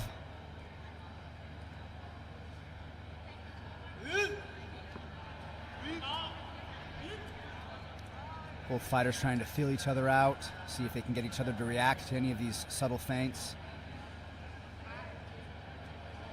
These small feints. Blue corner looking a little more willing to extend his feints, and an immediate clinch and double leg takedown. We call those a double and dump. Securing the top side control position. Rene is looking to regain control of his own posture while simultaneously controlling the Cambodian's posture with his forearm. Peng Sapana was able to get the win by a 3 out of bounds yesterday, so showed good mastery of the arena, but this is not the position he wants to be in at all. Wants to keep this fight standing, no doubt. Very comfortable on the feet, and here he is. He's back. Rene did not give up the clinch, however. He still has control. He still has a hold of his opponent. Getting back to your feet doesn't just mean you get to go right back to boxing. And another takedown secured by red corner. The Cambodian is doing everything correctly here. He's using one hand to try to control his opponent's posture, and his other hand to get an overhook, preventing his opponent from damaging him at all with that right arm. Been working very hard on his grappling at Cambodian top team as Peng Sapana. They have Fernando over there at Cambodian top team, 4th degree black belt in Brazilian Jiu-Jitsu. He's been working with the Kun Khmer fighters on the grappling. Peng Sapana with the height advantage, slightly rangier fighter. Oh. Both the fighters cracked each other at the same time, and it drew a smile. I love it. Ooh, a little tie hop into a straight punch. Beautiful teeth out of bounds. The crowd loved it. Oh my goodness. I love that some fighters are learning to use this strategy here. Well, remember, this is how he got his win yesterday. Just bullying his opponent out of bounds. That was some good kicking there. He pulled his leg out of the way and then immediately responded. Some high-level kickboxing IQ right there.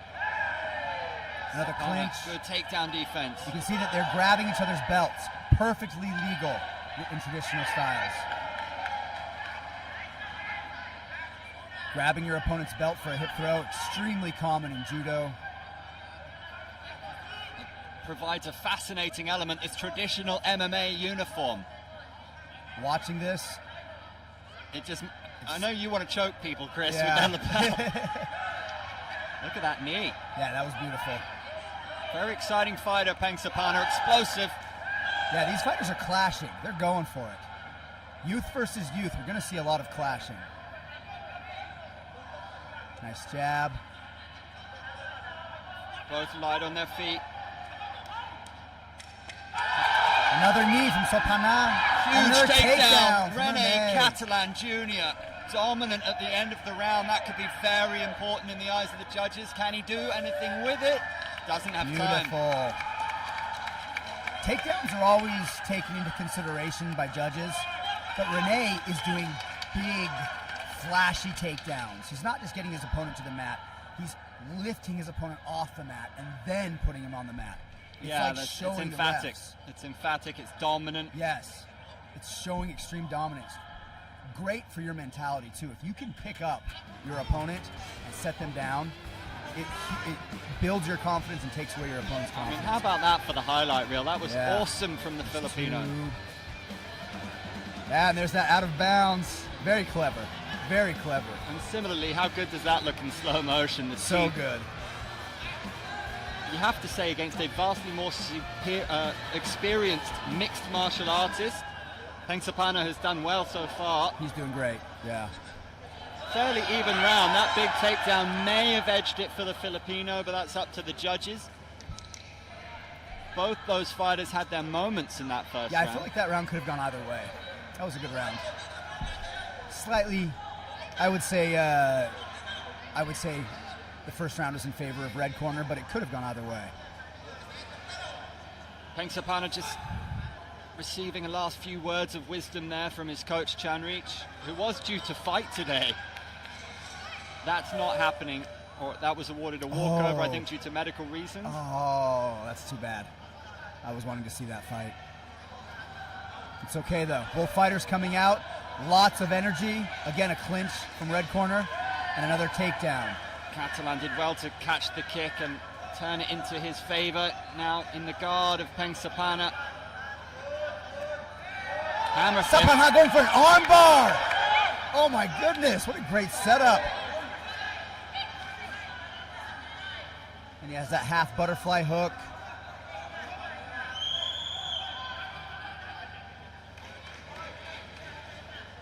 Pengsapana's jiu-jitsu Man. has come on leaps and bounds in recent months. Yeah, good for him for going for a submission. Sapanha trying to close the distance. Taking control of the center of the mats. Oh my Nice goodness! head Beautiful head kick, but what a Renee takedown in unfazed. response. kick. Renee was unfazed. That sequence was something special. Head kick, That was and then beautiful. a takedown in reply. I want to see that in slow motion later. That was beautiful from both ends. The crowd went bananas. We don't know how much that head kick affected Renee because he immediately closed the distance and got the takedown. He could be hurting now. He could be fine. Some ground and pound. Pengsapana almost gave up his back. This is not a good position, but Rene Jr. needs to do something with it.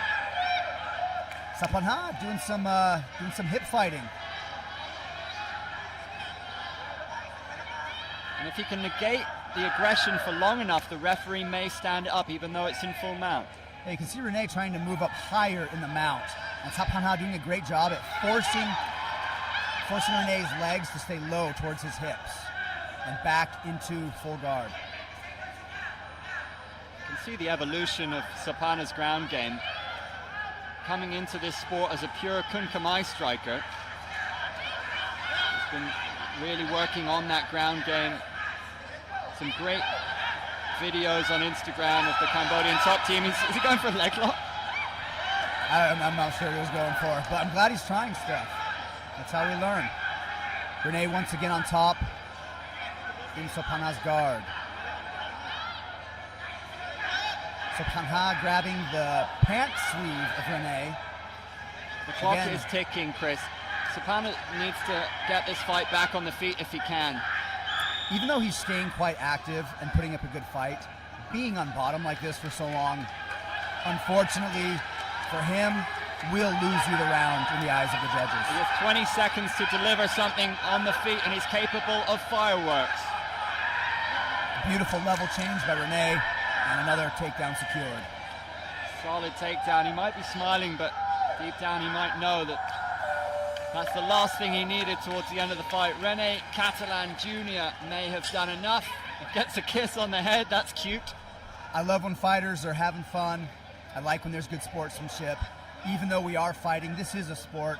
Nothing but love should come out of this. You have to say there's been zero animosity over the 2 days. Zero. There's been incredible respect shown between different countries, regions, fighters, coaches. It's been superb. With 15 different Asian countries on the roster, I thought we might see some animosity between individuals, but we have seen none. We've seen nothing but good sportsmanship.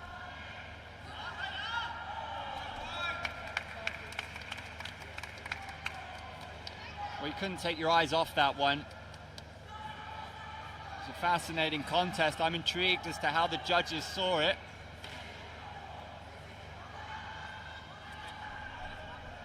Rene Catalan Jr. Ladies and gentlemen, presenting your winner out of the red corner, Rene Jr. Catalan. Well, as much as the home crowd would have loved to see a lightning round there, that strikes me as a fair decision. Yeah, Rene secured so many takedowns in that fight, it would have been robbery to not give it to him. And again, the MMA experience of Rene Catalan Jr., 3-2 in pro MMA.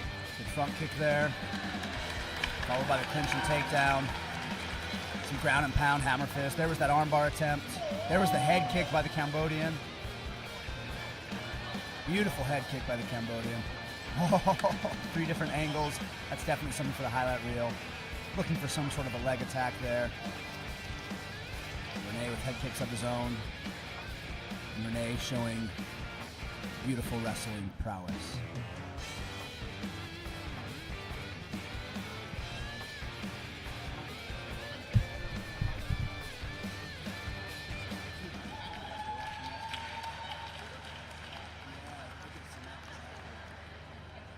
Up next, Yernaz Musabek from Kazakhstan up against Doron Kilshebek from Kyrgyzstan.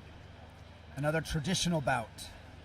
Traditional MMA, and we've seen these two countries put up a superb showing across the tournament thus far. Some excellent all-round MMA being shown by the Kazakhstan and Kyrgyzstan fighters.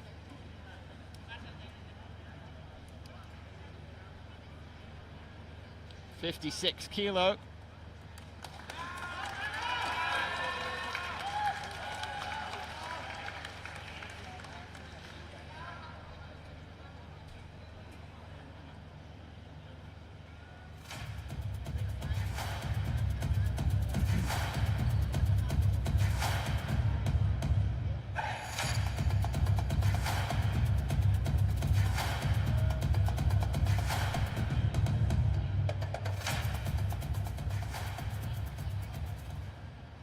Ladies and gentlemen, we continue with our next bout of traditional mixed martial arts in the men's category.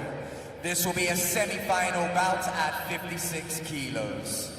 And introducing your first fighter in the blue corner, at 25 years of age, fighting from Kyrgyzstan, Doron Kilshebek.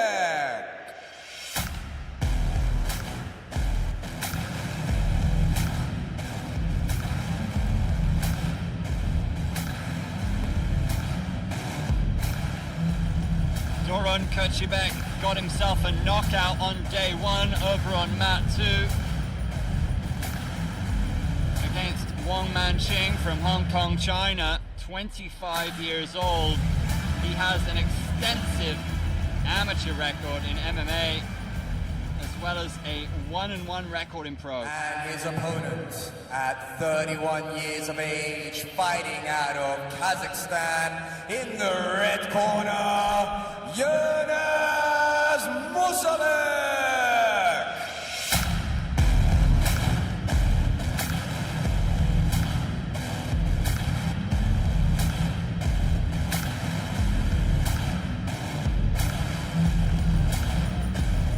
Yernaz Musabek has a tough challenge before him. He got himself a submission on round 1 of his contest against Tony Christian yesterday, the Indonesian.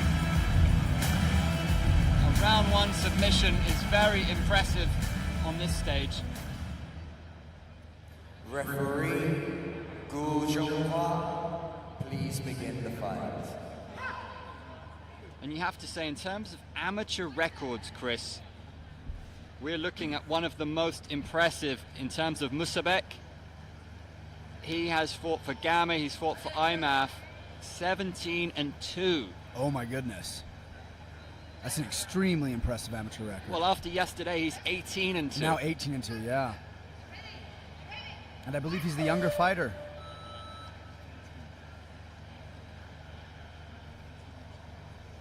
We're expecting high-level MMA between these two. Ooh, good solid left from blue corner. Some attempted knees. The bigger threat being, of course, the grappling right now, more so than the knees. Both of those men displaying great balance in that grappling exchange. Neither one relenting for the takedown. Now, Doron hits hard. Yeah, we saw that he threw that first punch with bad intentions a moment ago. Explosive first half minute to the round. Both. Musabek so efficient in those situations. Looking to rain down some ground and pounder, going after the back, going after the arm.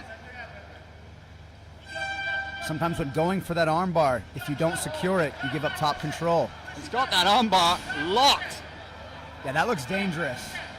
That arm is in trouble, Chris. I'm trying to look at it both on and off screen. I couldn't tell how dangerous. It looks very close, though. Moving into a triangle control. Oh, man. I bet red corner is not happy. He had that triangle close.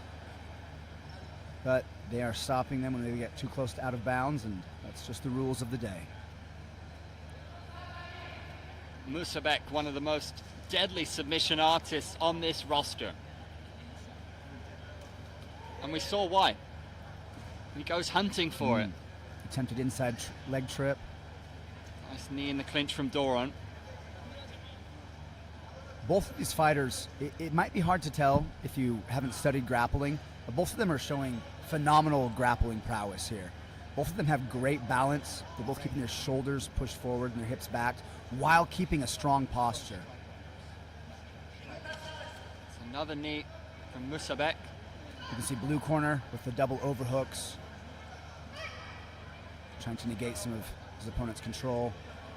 Back into kickboxing range, both fighters in orthodox stance.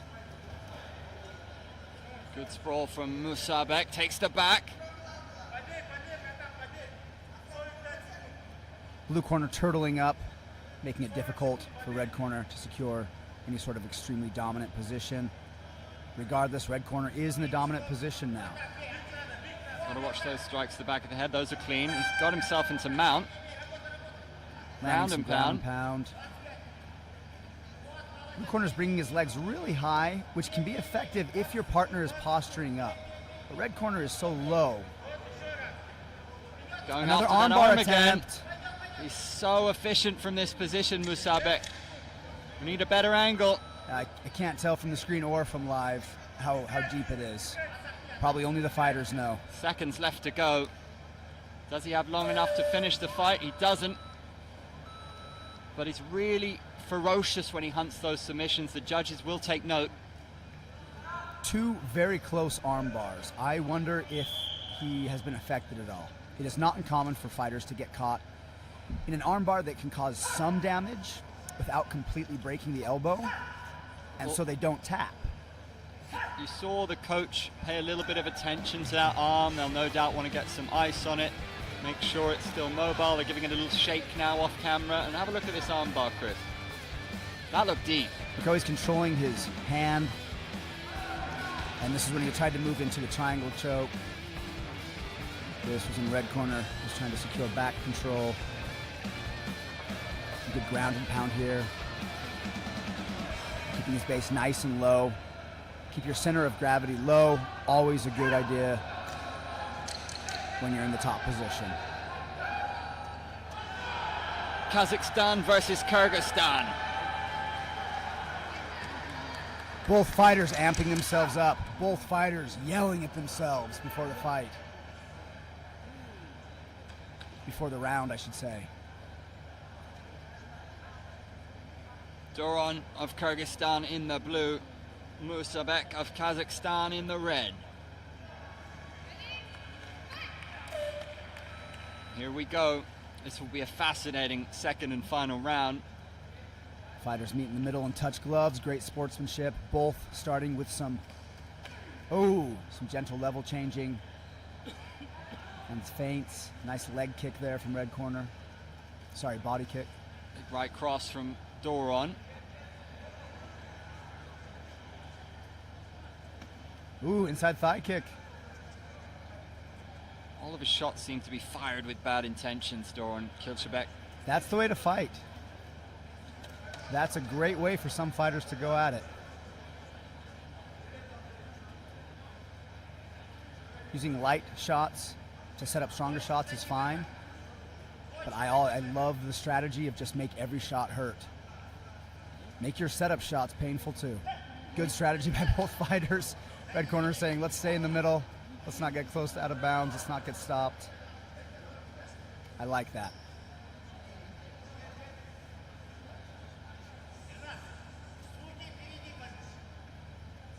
Both fighters remaining in the orthodox stance. Doron looking to find the distance again. The pace has slowed. The referee wants a bit more action. A warning for passivity for both fighters. This passivity can happen when both fighters are trying too hard to do setups that aren't working. It can also happen when fighters respect each other too much. Well, this is high level, and exactly. These fighters almost cancelling each other out. They both very well rounded. Lovely right hand that caught Doron. Yeah, exactly. You get two really high athletes, really two high-level fighters, and it can look boring sometimes. Got the single leg. Nice. First takedown. Our first dominant takedown. Into knee on belly and then mount. Red corner keeping his base nice and low. 1 minute to go, and with those two armbar attempts, and second time in the fight, Doron has found himself on bottom. And for the third time, red corner going for an armbar, and this time he got it. What great respect from red corner, letting go of his opponent as soon as he saw the tap. Generally, fighters are instructed to wait for the referee to come in and stop you, but the referee was slow there. Yilmaz Musabek with back-to-back submissions for Kazakhstan. An emphatic finish to this fight. A fight where he showcased himself as one of the most explosive grapplers in the competition, a submission specialist, but he also got to show his prowess on the feet. Really impressive stuff. Red corner very happy, both the fighter and the coaches. Blue corner, the coach is looking slightly dismayed, the fighter looking visibly upset.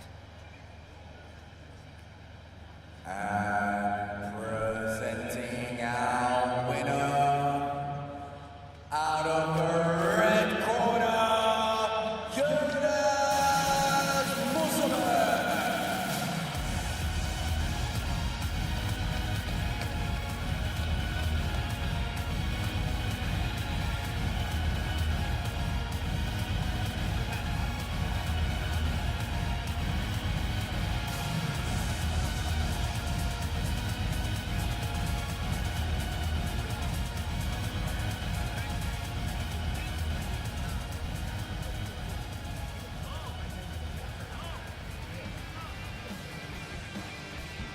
Showing that replay. I hope it shows the armbar again. There's the takedown from red corner. We saw him secure a couple of those. I think this was his only takedown of the round, however, which led straight into his armbar victory. Good for him. Beautiful. Disappointment in the blue corner, which is completely understandable.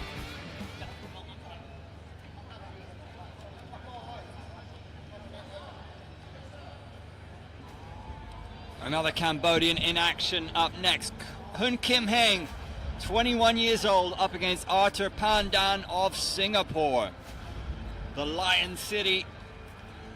Kim Heng, they call him the Cambodian Mike Tyson. If you watch him fight, he throws bombs. He loves to throw hands, and he loves to throw hard. He is primarily a Kun Khmer fighter. However, he is one of the most open-minded fighters I have worked with here. One of the most open-minded local And fighters. presenting in our next matchup, a traditional men's mixed martial arts semi-final at 71 kilos. Introducing, out of the blue corner, fighting from Singapore at 29 years of age, Arthur Pan.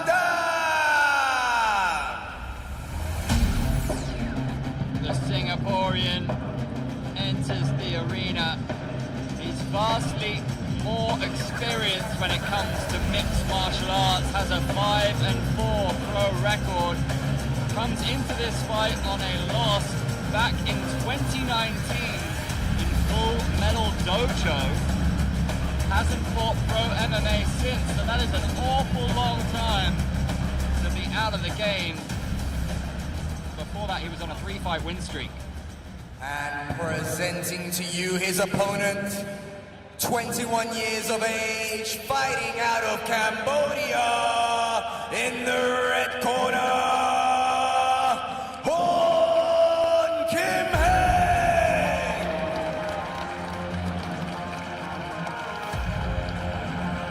Hong comes to the Jiu-Jitsu gym several times every week. Even though he is a Krav Maga fighter, he has dedicated a lot of time to Jiu-Jitsu and actually has a blue belt in Jiu-Jitsu. One of the few Cambodians with a blue belt in Jiu-Jitsu.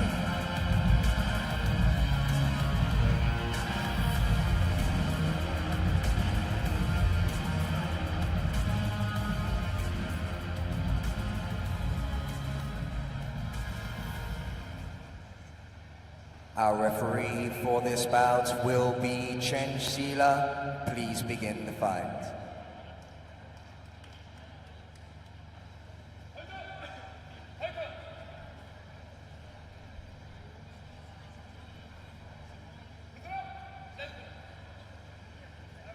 Kim Hae, just 21 years old, will be energetic and fresh. Arthur Pandan will be an interesting proposition, having been out of MMA for so long, 29 years old, but having had 9 pro fights under his belt.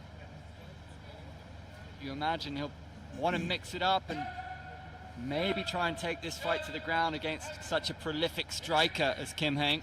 Kim Hae, however, is a blue belt in Brazilian Jiu-Jitsu. He comes and trains Jiu-Jitsu with us usually multiple times every week. He's not afraid to go to the ground.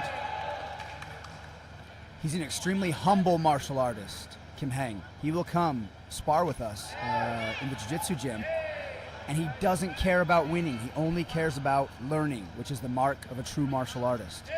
He's obviously an athlete as well as a martial artist. You can tell by looking at him how strong and fit he looks. Yeah, he's built like a tank. In the gym, at the Kiri Dojo where we train, we call him Kong, like King Kong, because he is freaking strong. Both these gentlemen letting their hands fly in the early stages. Yeah, Kim Hae loves to stand and bang, which is my favorite type of fighting to watch. Neither of them backpedaling. We got bull versus bull. Oh, clip the jaw with the right hand. Beautiful. Oh, and another left. Arthur Pandan secures the takedown. But as you can see, Hae has actually been working hard on his grappling, secures the top position and sprawls his hips back. Already you can just see there's a comfort level there which you don't always see. Yeah, Kim Hae looks so comfortable. So does Arthur, though. They both look very comfortable. Neither of them looking perturbed. Great matchup.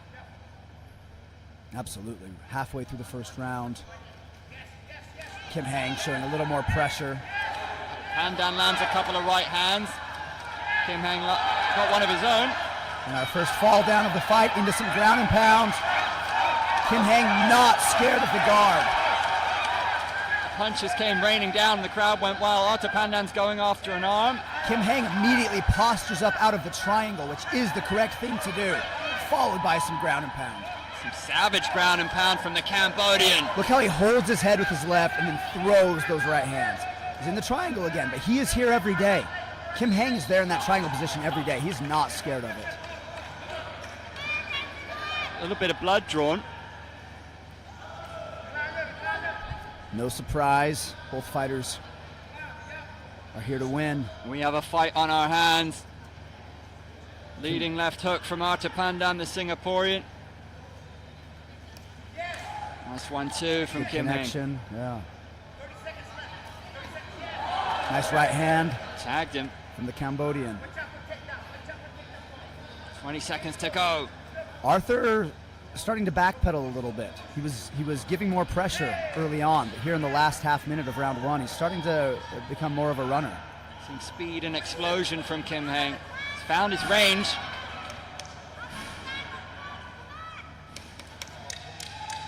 Ten seconds left in round one. There's the jab. Nice jab. Followed by a good boxing combo. Cascade punch by blue corner. Will lead his opponent out of bounds. It's been an impressive opening stanza for Kim Heng, the Cambodian. And with, I believe, only 2 seconds left in the round, let's see if anyone tries to do anything.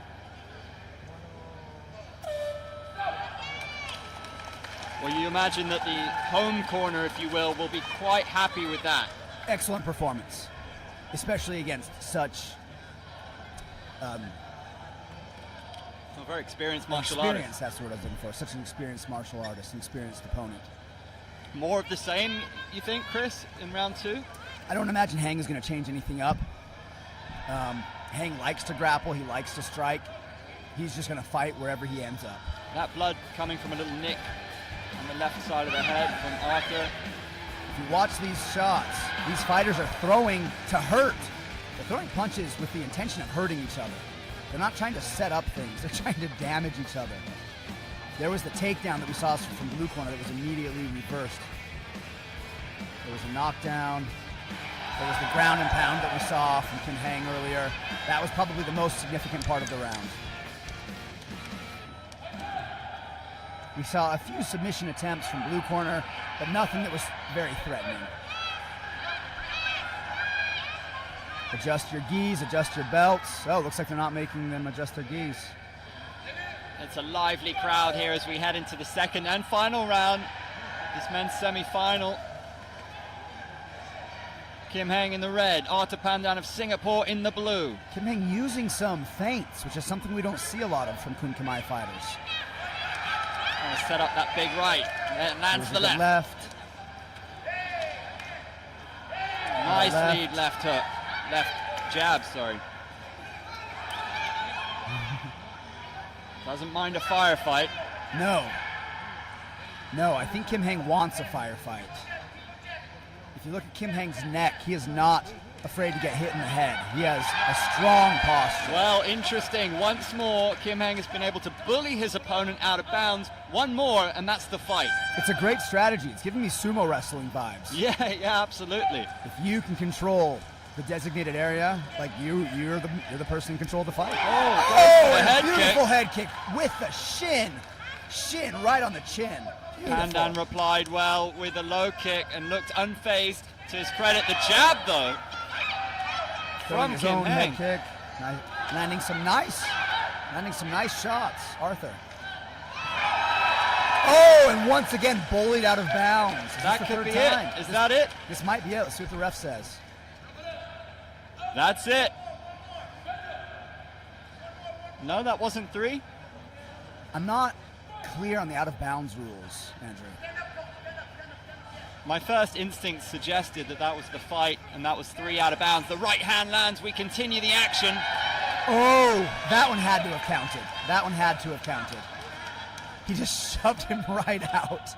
That's it. There it and is. That's the fight. Hun Kim Heng of Cambodia gets it done. A brilliant all-round performance. He wins by bullying his opponent out of bounds on 3 occasions. Gets the job done. And he'll be delighted with his all-round performance. It was a solid showing from the Singaporean, but in the end, the Cambodian reigns supreme and gets the W. That was the only time I've ever seen somebody win an MMA fight with a schoolyard bully push. He just put that last, to secure the win, he literally just pushed him out of bounds, schoolyard bully style. Amazing. That may have never happened. Ladies and gentlemen, presenting your winner out of the red corner by out of bounds decision from Cambodia, Han Kim Heng. And that was a semifinal bout, meaning they will fight in the finals. Kim Heng will fight in the finals tomorrow.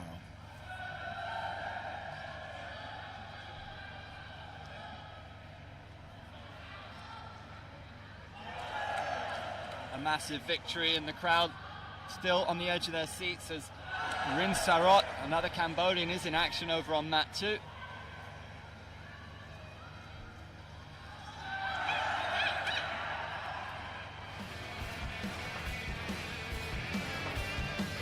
There's blue corner landing some good shots, showing some great boxing. Kim Hang showing that he's not scared to enter into a boxing exchange. There was that beautiful shin kick to the jaw. We saw Kim Hang land. I couldn't believe that Arthur just wore it. Look at that, he just pushed him out. This may be the only MMA fight in the history of MMA that was won by just a double hand push. Beautiful. Well-deserved victory. Kim Hang constantly putting himself in uncomfortable positions, constantly. There might be some issues with this fight, I was told. There might be another medical issue. Mai Mo is against Hajin Kim, but let's wait and see what they have to tell us.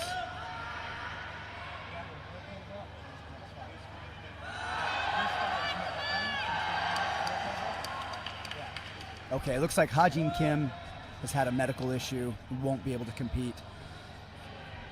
Nice Mo is going to receive the bye victory, is what it's looking like.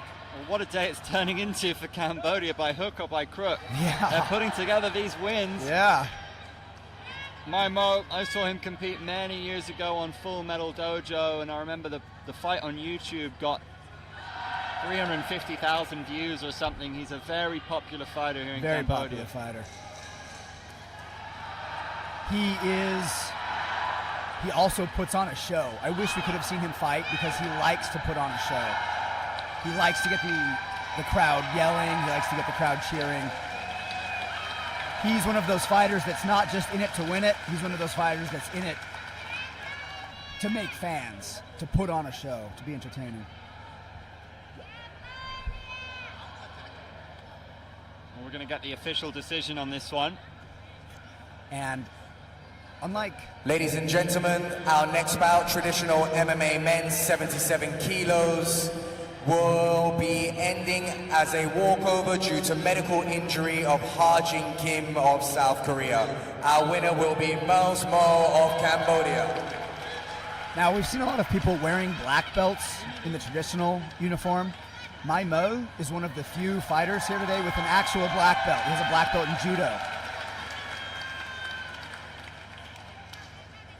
He's one of the most experienced MMA fighters in the country. I was really wanting to see him fight. I wanted to see if he was going to use the lapels at all to help him with, to allow him to use some judo techniques. One championship veteran as well. He's been around on the scene for a long time. That was meant to be a round robin match, however, so Mai Mo should still have one more fight coming up. Unless he fought yesterday and I missed it. He might have fought yesterday on the second mat and I missed it. And there are two of the main drivers of martial arts progression in Cambodia. I am so sorry I forgot both of their names. They're hard for me to pronounce, even when I do remember them. But both of them are two crews. We have a wrestling crew on the right, the Pink Khmer crew on the left. There is Thiago Teixeira's wife and one of his kids.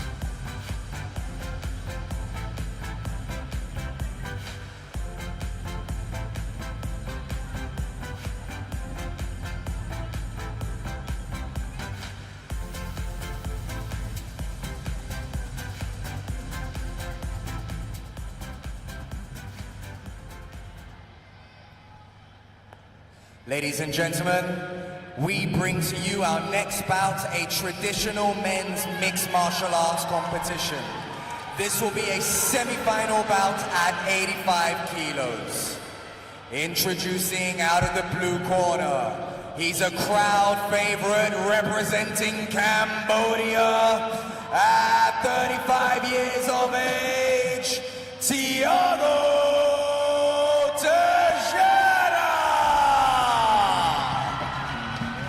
Big reception for Thiago Teixeira here today. And I'll tell you what, there are a lot of crowd favourites, but he's the only one who got the crowd favourite moniker from our MC. Yeah. And he does have a brilliant rapport with the local fans here, and Very interesting to see a guy who hails from Brazil representing Cambodia. We've seen him fighting Kun Khmer, and we know he's one of the most explosive strikers around. And introducing his opponent, fighting out of Chinese Taipei. At 22 years of age, weighing in at 83 kilos, in the red corner, Ji Hua Yang!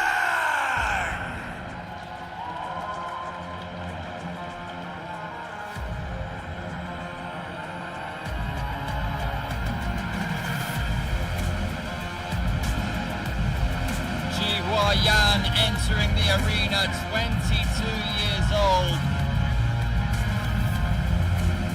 Should be significantly heavier than Thiago. Thiago was expecting to compete in a lighter weight class. He is fighting up on what he usually would here. Our referee for this bout, Megan.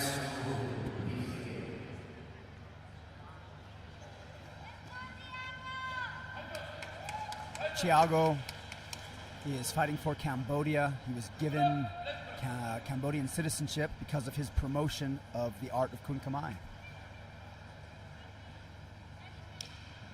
He, like many of us foreigners here, love the art of Kun Khmer. Kun Khmer and Muay Thai expert, kickboxing master, Thiago. We'll see, this is his first MMA fight. We'll see how he is able to transition. He's got deadly elbows. Of course, elbows to the head not allowed here. Thiago Teixeira, a real crowd pleaser, explosive, looking to explode with the jab. Nice knee to the body. He has phenomenal knees. Taken down early doors. That was a beautiful trip, or reap, we can call it, from Ji Hua Yang. Yang looking to show his dominance from this position. Thiago. Yang doing a great job at keeping his balance. You can see Thiago is trying to control Yang's hips and control his posture with his grip. And this will favor Thiago, seeing the fight stood up. Now this is where he wants to be. He was taken down surprisingly easily, which makes me think that Yang must have a strong wrestling or judo background. Oh, nice side push kick, sort of a side teep. Big overhand right, swing and a miss though from Thiago.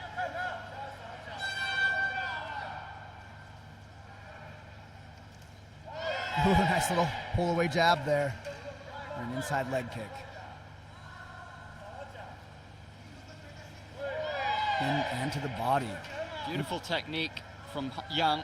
I'm very impressed with his setups so far. Body shot from Teixeira. Into a clinch and a front head and arm throw. Thiago immediately pulls guard, closes his ankles into a closed guard, and grabs Yang's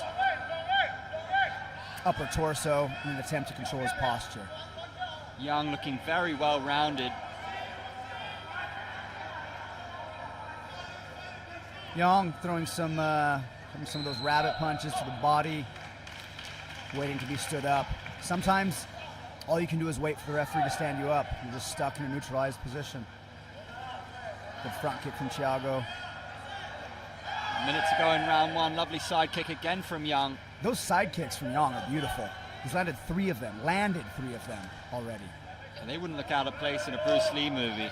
I don't think we've seen 3 side kicks land combined so far, and he just threw 3 in one round that landed. Uppercut. Nice counter from Thiago. Oh. Slick and explosive hands. Good boxing combination. Yang again going for the takedown in the grappling. Thiago again going for the guard position. I feel like Thiago would do better to try to fight back to his feet here instead of trying to fight from the guard, from his back and butt. You can see him trying to use his legs to control the lower posture and his arms to control the upper posture of Yang. Stalling is a great way to get back to your feet. Stalling is not a great way to earn you a victory for the round. 10 seconds to go in round one. Thiago Teixeira in the blue.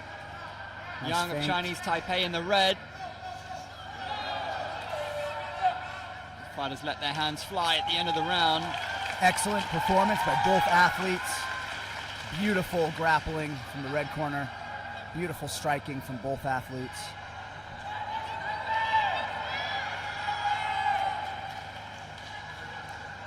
Impressive all-round display from Yang, you have to say. Those side kicks, and we're going to get another look at them, were beautiful. That knee to the body was solid from Thiago, but the takedown offense here, that hip throw. You see how he grabbed the lapels to help with the throw? I'm so glad some of the traditional fighters are using the lapels for their offense.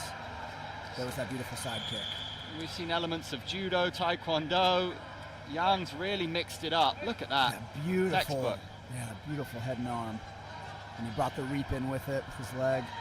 You can see him just waiting here. Great front kick right there from Thiago. Those knees from Thiago were gorgeous. Just misses with the counter on that occasion. Thiago's showing some great knees and some good boxing combinations. He clearly needs to be a little more cautious when it comes to clinching, however. Red corner seems to be getting the better of every clinch engagement.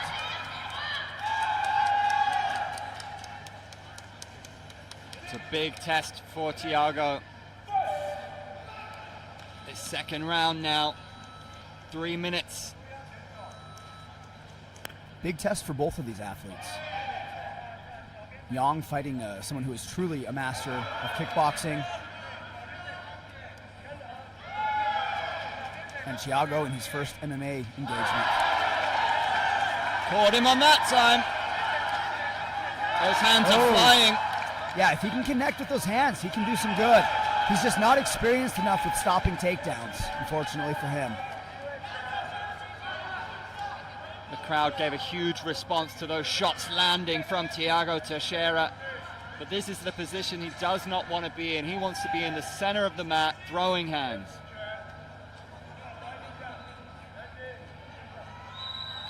And the referee will stand them up here. That's probably the best thing he can do at this point against a more experienced grappler. He's just trying to stall and get back to his feet. Those side kicks doing work for Yang. Nice Low leg kick. kick. Looked like it was pretty close to the knee, which is illegal in this venue, in this promotion rather. Kicks must be above or below the knee joint. Tagged him with the left, Thiago.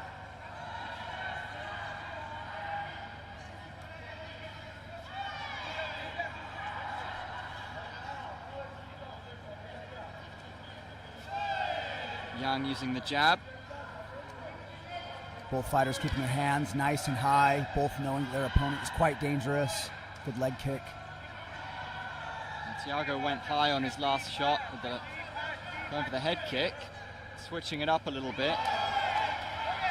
That was a heavy hook that Yang slipped under. He was able to secure another takedown. And Case Katami into a half guard position. Unfortunately for Thiago, half guard position is a great position for the guy on top in MMA, not so much for the guy on bottom. Yang dishing out ground and pound, less than a minute to go in the contest. Thiago's using that left knee shield to push his opponent away, but then he's also trying to pull him on the lapel. Unless Thiago knows any specific sweeps or scissor sweeps from there, I think he should have let go of the lapel. Thiago Teixeira looking to unleash Nice some leg of those kick. big shots. In a straight kickboxing match, you would have to give this, you'd have to, on paper, give it to Thiago. But in this MMA match, Thiago seems hesitant to engage in his kickboxing, probably because of all the takedowns, which is allowing Yang to outperform Thiago in the kickboxing. Another side kick from Yang. He's shown an excellent range of weapons, the gentleman from Chinese Taipei. Yes, his range control is phenomenal. I'm extremely impressed. Some jabs. 1-2 from Thiago.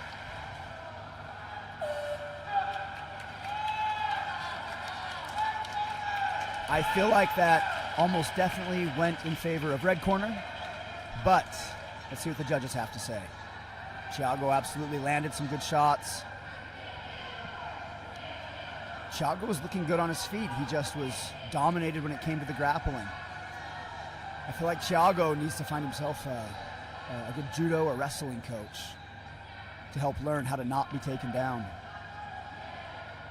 if he desires to continue in MMA, that is.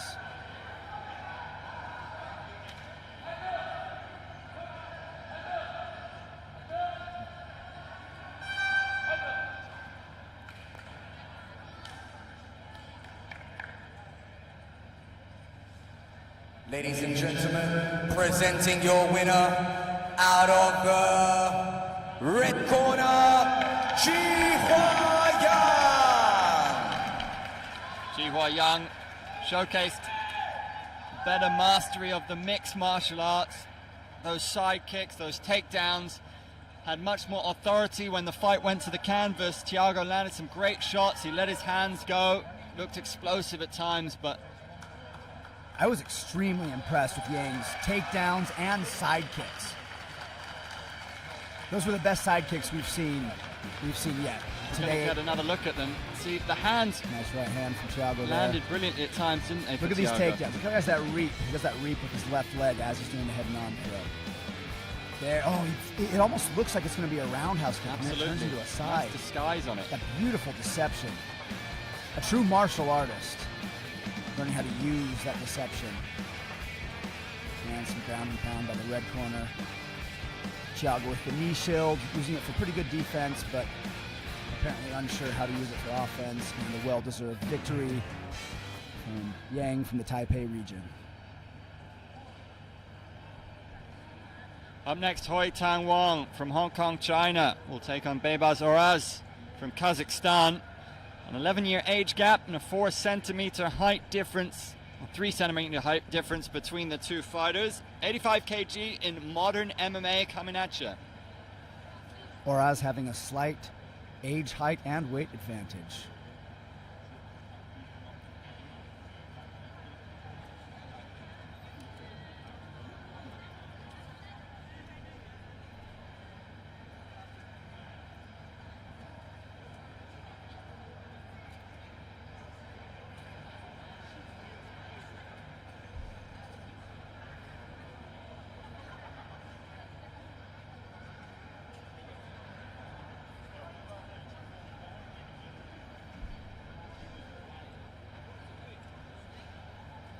Three more matches for today, at least on mat 1.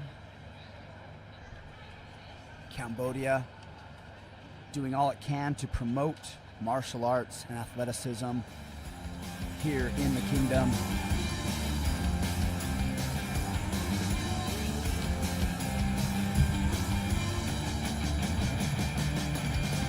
Later this year,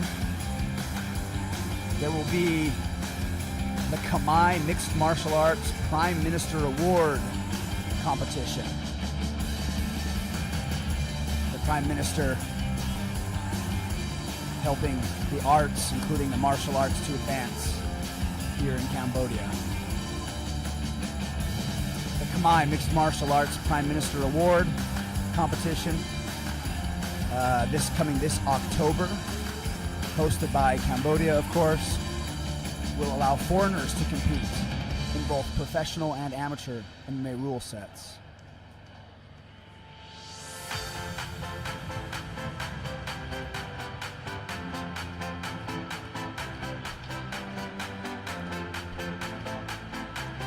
The most recent Asian Games, SEA Games, that happened here in Cambodia. The Cambodian government actually flew in all the athletes from the other countries in a huge display of sportsmanship. Cambodia, even threatening athletes that looked like they were going to beat the local athletes, they still flew them in. They gave them hotels, they gave them food for the entire week they were in town. Cambodia really dedicated to advancing its athletic and artistic cultures. In a few years, Cambodia will also be in 2028. Cambodia will be hosting the ASEAN University Games, and in 2029 they will be hosting the Asian Youth Games. Mao back in his civvies. And now we return back to men's modern mixed martial arts, a round-robin bout at 85 kilos. Introducing your fighter out of the blue corner, coming from Kazakhstan, 20 years of age, weighing at 85 kilos, Bebas Horas.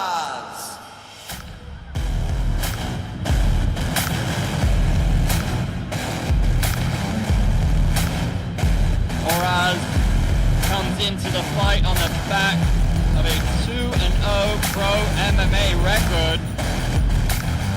He finished both of his professional MMA fights. His last bout was finished in the first round earlier this year in May.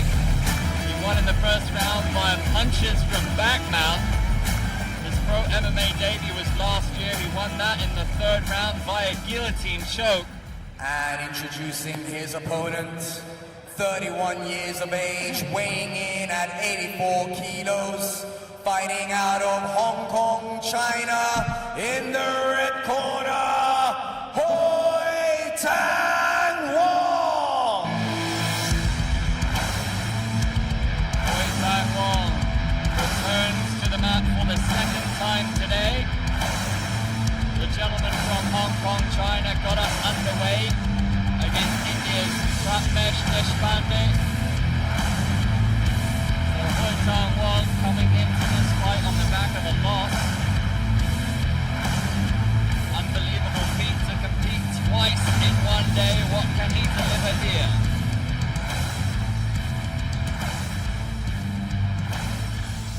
Two fights in a day. Real warriors, man. Our referee for this bout will be Yang Su. Please begin the fight.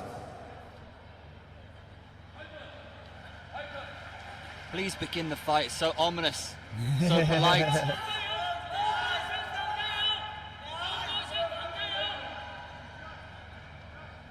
On paper, you have to say that Horas will be the favorite going into this one. Fresher, got that pro undefeated MMA record with 2 stoppages on his name.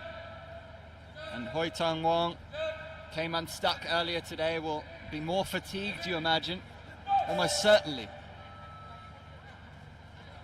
He did win by knockout, though. Correct? In his first round? Maybe I'm thinking of somebody else, but he was the first fight of the day, wasn't he? Yes. No, he lost. Oh, he lost. Oh, I'm thinking of a different fight. My apologies.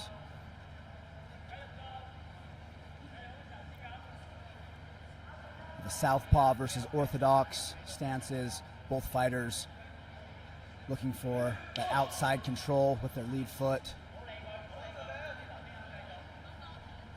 You can see Wong feinting, using his torso, using his level changing, and he receives a kick to the head from Horas. Nice head kick, wasn't it? Early on in the fight. Yeah, snappy.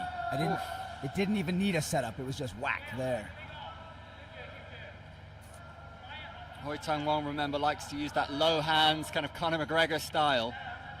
Both fighters moving into a southpaw stance. See how this changes the dynamic. And back into an open stance. Horas switching stances, looking to mirror his opponent at times. Looks very cool and calm in there. Cross to the body. Looked like more of a probing cross to see how his opponent would react rather than to cause damage. Same with that uppercut, kind of a feint uppercut. That one looked like he was trying to land, but Wong slipped it.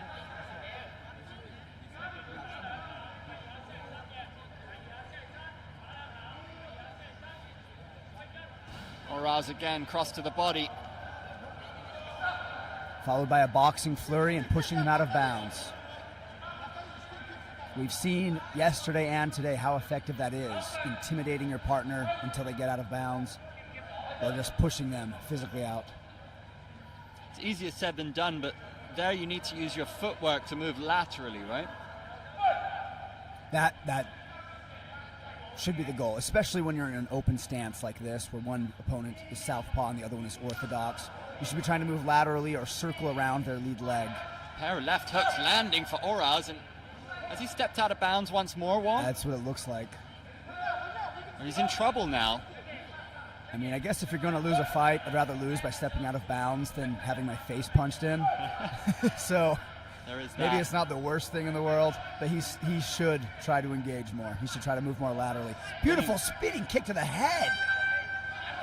Oh, he stepped out of bounds again. No way. Is that the end? And that's all. That's the end. That's all she wrote. A disappointed looking Hong. He looks slightly embarrassed. You can see by the smile on his face. Wong losing his second fight of the day. Remember, he looked like he might have been winning the opening bout of the session. It went to a lightning round and he lost to Pratmesh Deshpande of That's India. right. I remember now. That's right. Came out with that big shot in the lightning round. That's right. And here, what we saw was a very cool Oraz who started to find his rhythm, find his distance, land some lovely shots, and gets the win by 3 out of bounds. Great fight for Oraz. Didn't take any damage.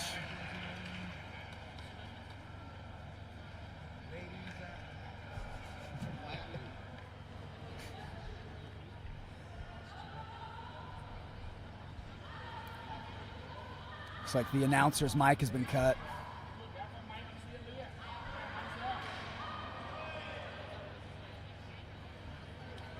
Ladies and gentlemen, presenting your winner from the blue corner, out of Kazakhstan, Bibaz Oraz. Looking at these highlights. We heard that one clip off the elbow. Yeah, that probably didn't feel good for either fighter. No, that hurts the toes. Spinning back kick to the head. That was so fun. That was so beautiful. Lovely. Excellent display of kickboxing by the blue corner there. That left hook counter was slick as well. A fight going on mat 2. You can see on the screen. That is Derek, a local Bokhatar fighter, Kun Khmer fighter, and coach. He has done a lot for the promotion of Kun Khmer as well, and Bokhatar in the kingdom. You can see those two fighters going at it on the second mat. I wonder who those guys are. They're some of the big boys brawling. Man, I wish I had a better view of their fight. We have a bunch of people standing between us and them.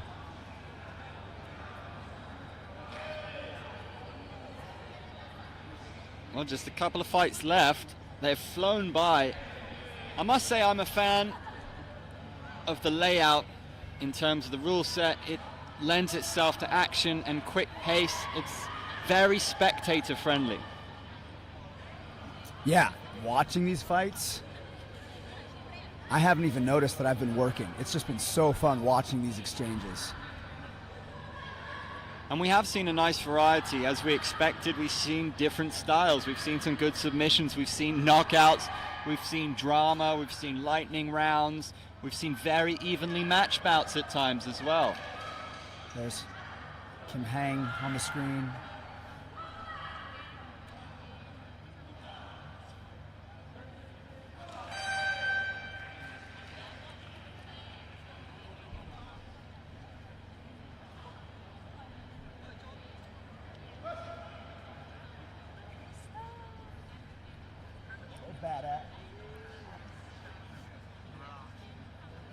Little Frog is behind us. Victorious Little Frog has some ice on the face after fighting back-to-back days here. She's experienced it all. She went to a lightning round yesterday, didn't get the victory, and then fought so hard today to get the W as we move on to our next fight. Seo Young Park of Korea Republic, the 21-year-old.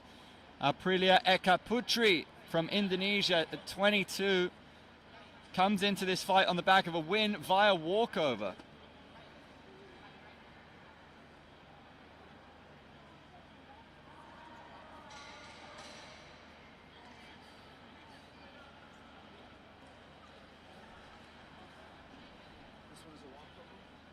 No, Aprilia got the walkover earlier on. You're joined now by Cambodian superstar Tarawat. Want to say hi to the fans, Owen? ជំរាបសួរបងប្អូនទាំងអស់គ្នាខ្ញុំថារតឥឡូវកំពុងតែអង្គុយនៅចំកណ្ដាល Chris ហើយនិង Andrew. Exactly. Exactly. I completely agree. I understood two of those words, Chris and Andrew. This has been such a cool couple of days here at the second edition of the Asian MMA Championship.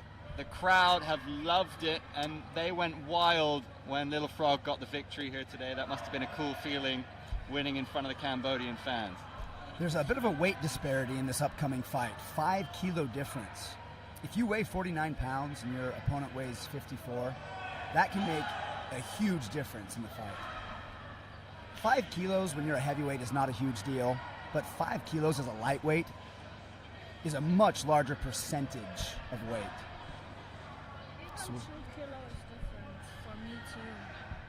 Even 2 kilos is also different for me too. Oh yeah, especially at the smaller weights. Yeah, want it or not, it's still there, heavier.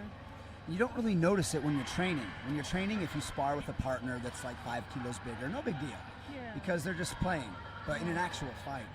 While we have you here, can we ask for your thoughts on your fight? How did it go? How did you feel? I feel great, but also feel a little more hurts my feeling more than yesterday because I feel a little regret because I should have done what I did today.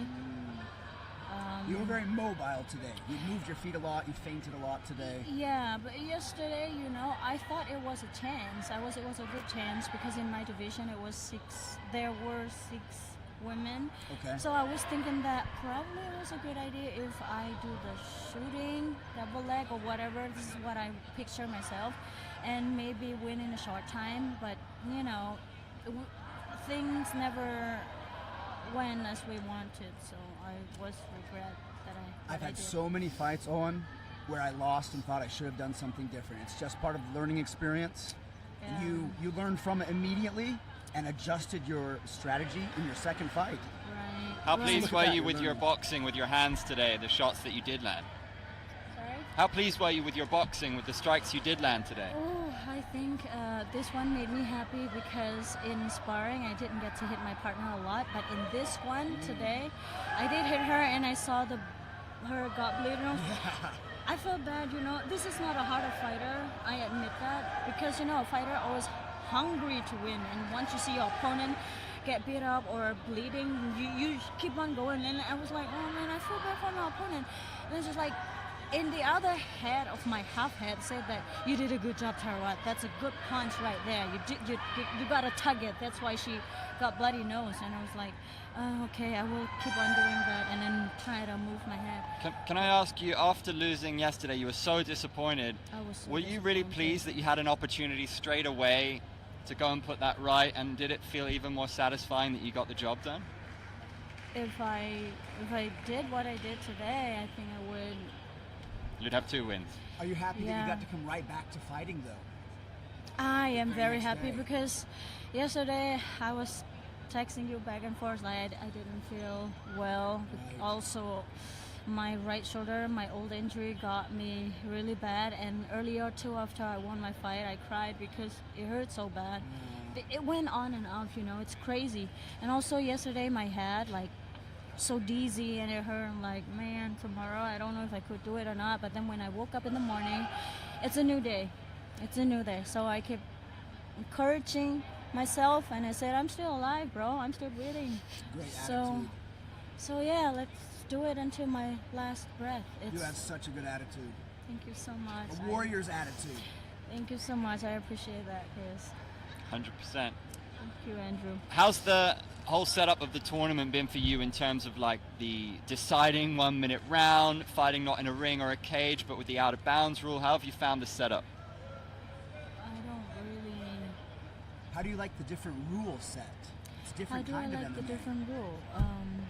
Do you like that there's no cage wall, or would you prefer a cage?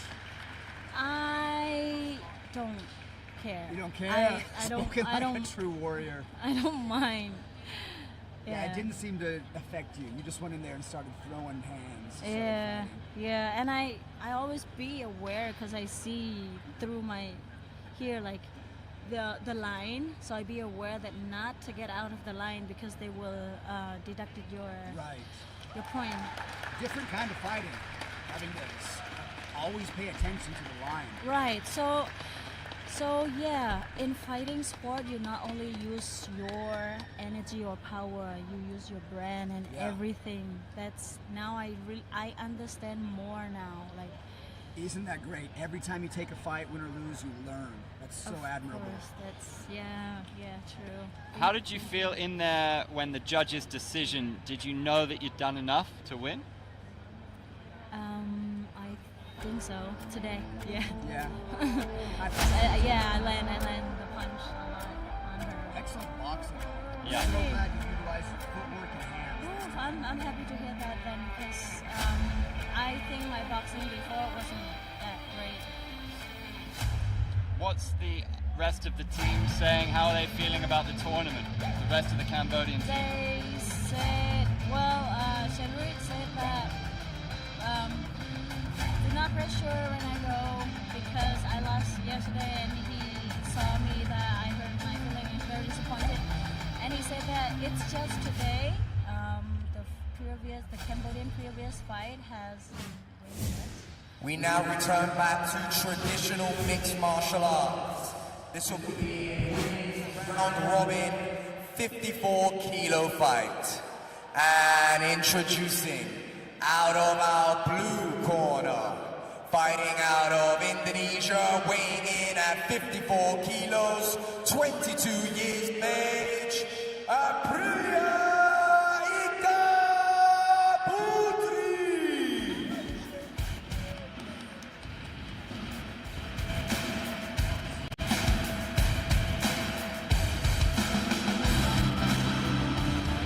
Aprilia will be fired up for this one. She got the walkover victory earlier due to her opponent not being able to compete, but now she gets a chance to fight. Now she gets a chance to showcase what she's put in years of work for.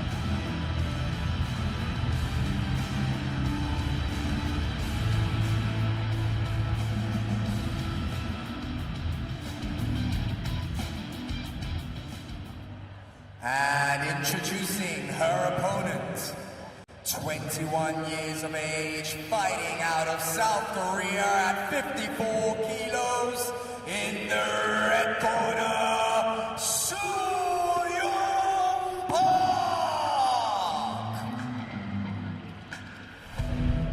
Again, a bit of a weight difference here.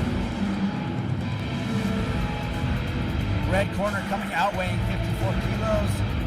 She has a nice black eye on her left eye. Looking tough, looking scary, but looking happy. Looking happy to be here, the South Korean.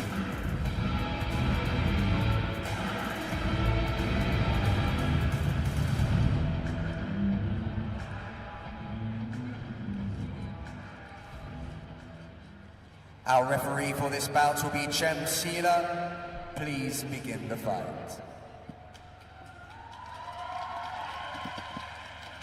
For this fight, Andrew and I are accompanied by Sam Tarawat. Oh, there's my fighter over there. I mean, my friend. I gotta go watch her. Fighting on mat 2. Yeah. Come back anytime you want. We would love to have you commentate with Thank us. you. Congratulations, it's good to see you. This is a fascinating one. So Aprilia got the walkover while Young won on mat 2 via submission. So she'll be feeling incredible after getting the victory, but also she's had to fight. She's had a fight. Yeah. That could play in her favor or against. Push kick early doors from Aprilia. I like that sometimes, followed by an inside thigh kick. This is Sparta. I like when fighters come out to fight instead of coming out and being almost friends. stepped out of bounds, did she? Couldn't tell. Yes, she did. Yeah, the red corner, the submits one of my friends who. What she submission did? armbar. An arm bar. So she has some jiu-jitsu. She has some grappling. Excellent. Coming forward with a flurry of punches. This time, Young steps out of bounds. So 1 out of bounds penalty each. You get 3. Yeah. I wonder if this is how sumo wrestling started. And then after a few years, people just win by getting pushed out of bounds. Young with the takedown. Oh, was that an up kick to the face? Looked like it. Followed by a knee. It's traditional MMA. The knee from Aprilia in the clinch. Grabbing each other's lapels and pulling your opponent into your punch rather than just throwing a punch. She I gets love it. bullied out of bounds. That's 2 out of bounds for blue corner. Aprilia needs to watch herself. Now is the time to be careful. With only 1 minute into the fight, she's been out of bounds That's twice. a long way to go if you're Seo Young Park. I would just pressure her out of bounds right now and get the win. She has control of the gi and the belt, trying to use it to put pressure on her opponent, either for the takedown, took a knee to the stomach.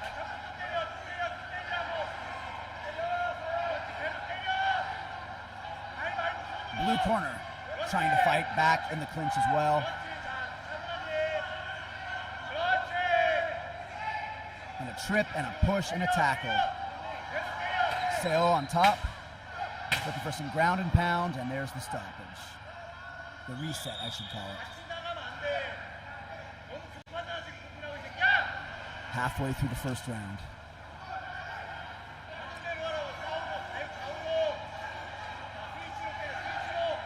Nice footwork from Seo Young Park.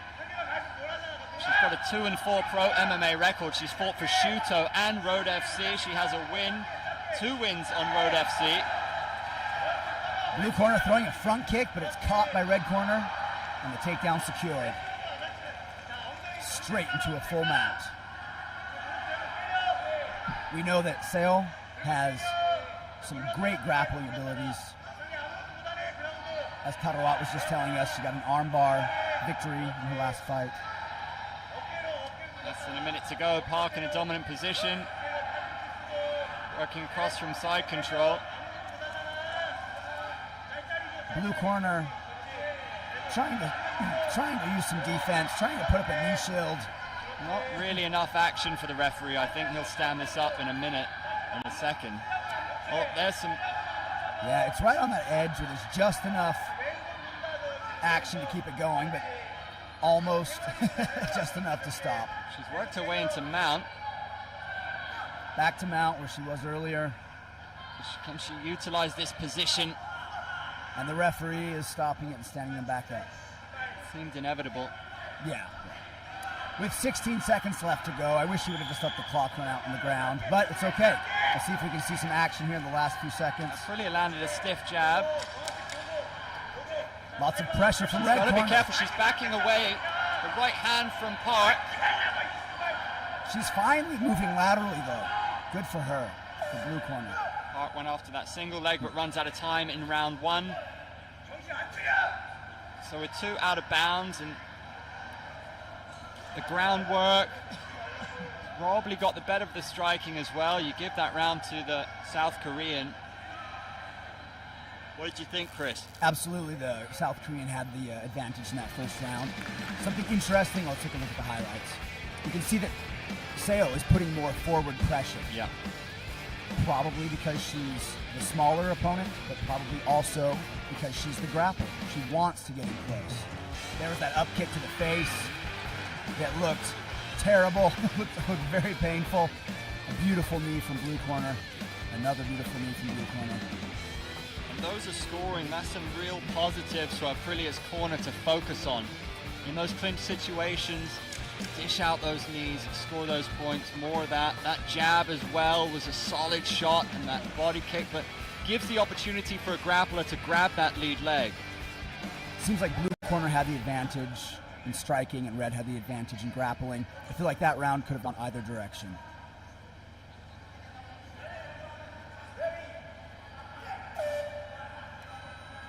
Aprilia in the blue, Park in the red. Some good head movement. Tagged her. Big right hand from Park.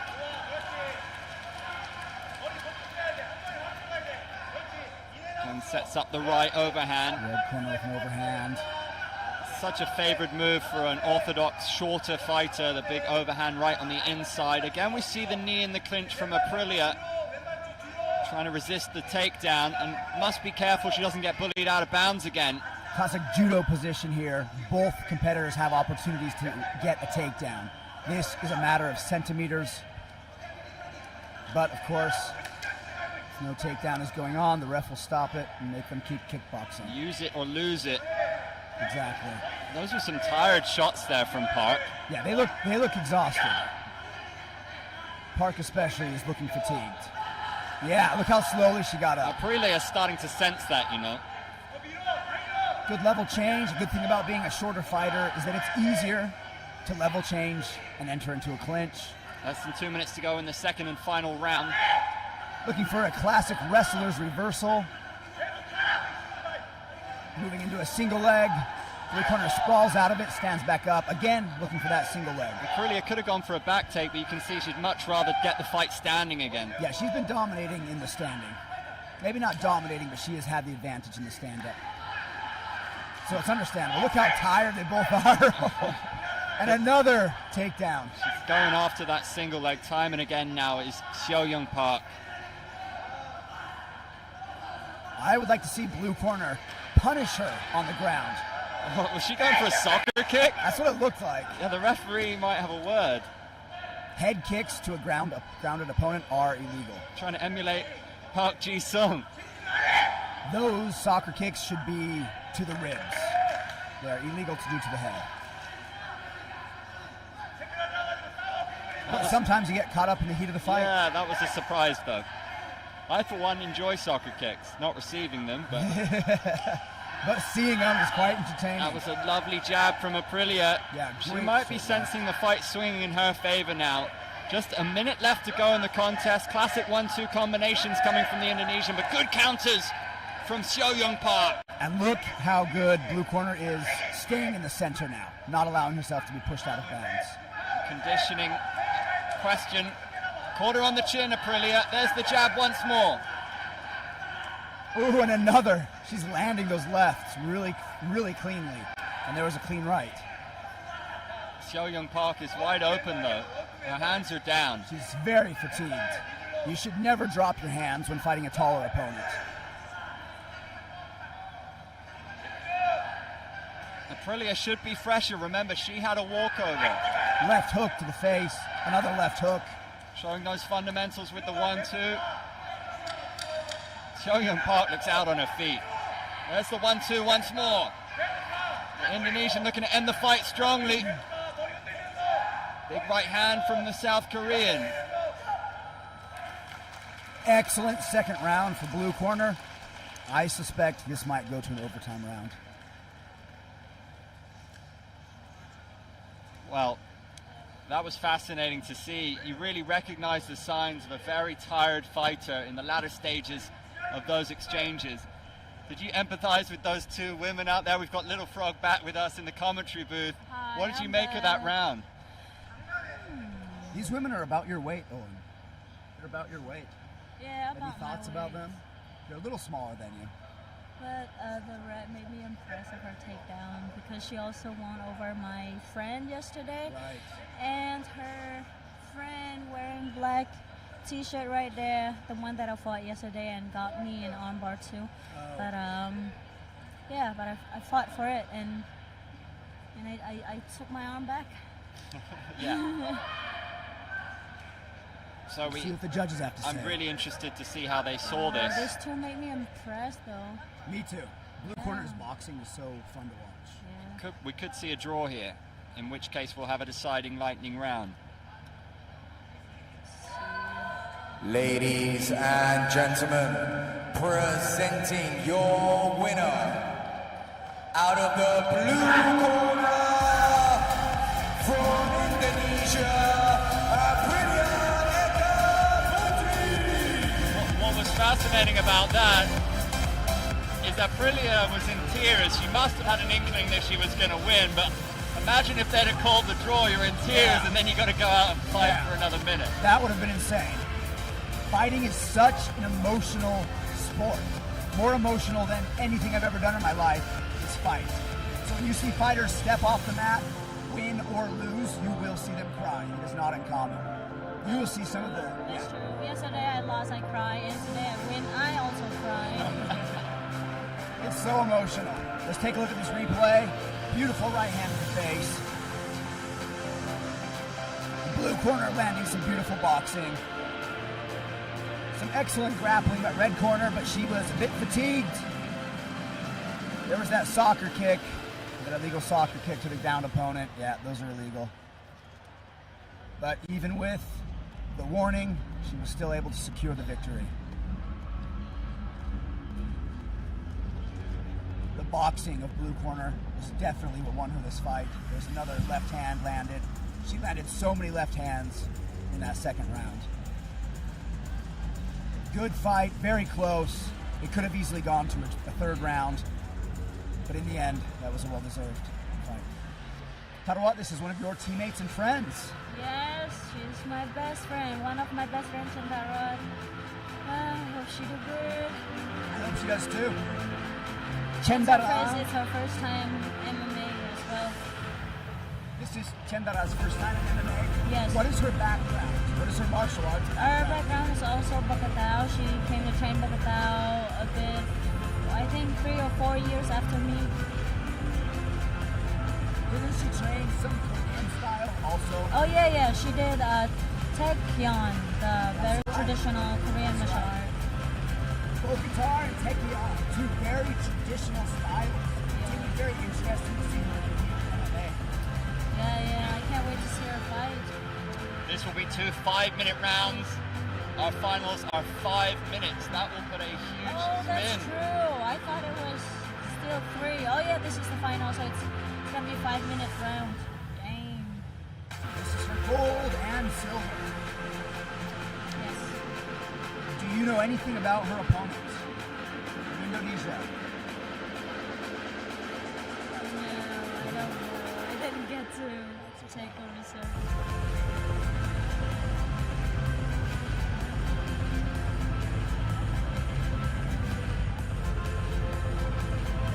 What are you expecting from Kiev Chenderot in this final? What are her biggest strengths as a fighter? Her strength is good because when I train with her, she's smaller, way smaller than me, but she always tries to, she keep pushing. Yeah. What's the other word? Dominate? Yeah, try to dominate me when we were sparring. I hope she do good. If let's see the blue also too, if she has a jiu-jitsu background or not.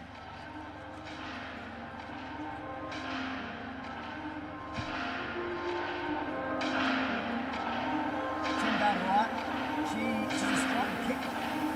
Is she a pretty strong kicker when you spar with her? Yeah, I would imagine so.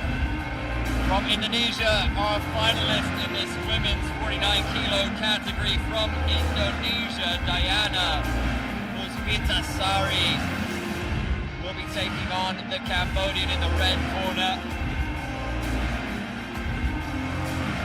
She saw her compatriot Aprilia get the W in the previous fight. The Indonesians will be riding high heading into this final.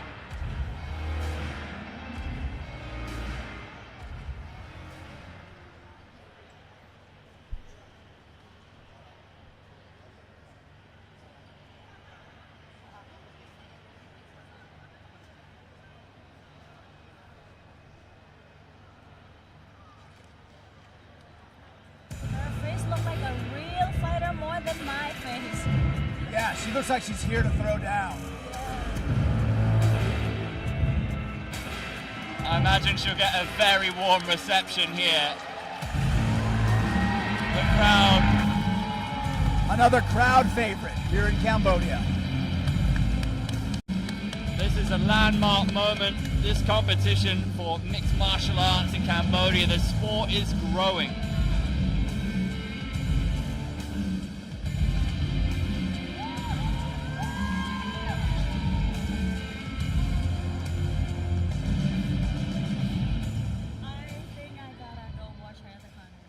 Welcome, ladies and gentlemen. We bring to you our first championship bout. It will be a traditional mixed martial arts. 2 women fighting at 49 kilos over 2 5. further ado, introducing you to your first contender in the blue corner, fighting out of Indonesia at 22 years old, weighing in at 49 kilos, Diana Puspitasari.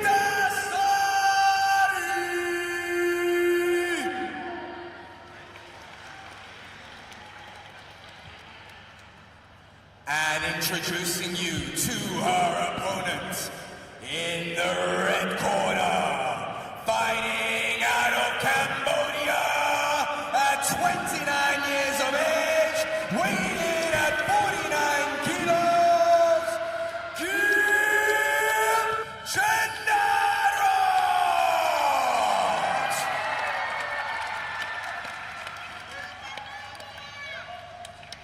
Our judges for this final will be Randall Long, Yuan Chunbo, and Ma Shuang. Referee Ao Shu Shen, please begin our championship fight.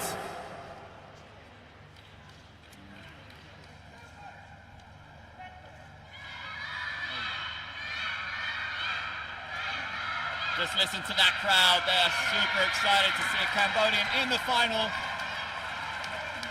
Indonesia have had a few highlights in this competition already, looking to create some special memories in this final. Diana in the blue, Chendarot in the red.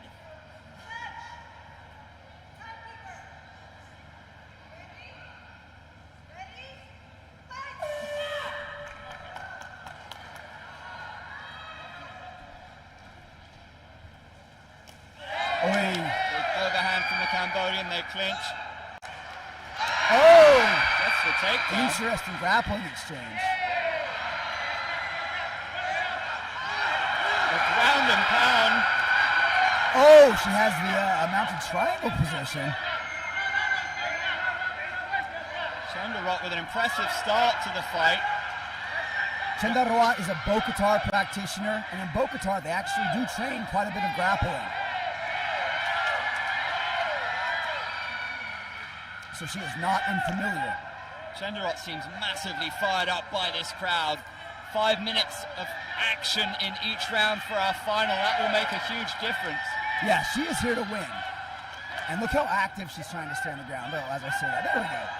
And the referee might give her a bit more time to work in a final. 5 minutes. With 5 minutes, we might see more grappling than normal. This referee seems a bit willing to let them. I can't tell if she. Okay, I saw the referee clap. I wasn't sure if it was a warning or not. She's in full mount position here, Chendarot. This is really advantageous. Can she make the most of it? She's landing some ground and pound. You can see she's grapevine her opponent's legs, which is a great strategy for keeping your opponent's hips pinned to the floor. But in this sort of a setting, I'm not sure if it's going to get them stood back up. That was a solid shot with the left hand.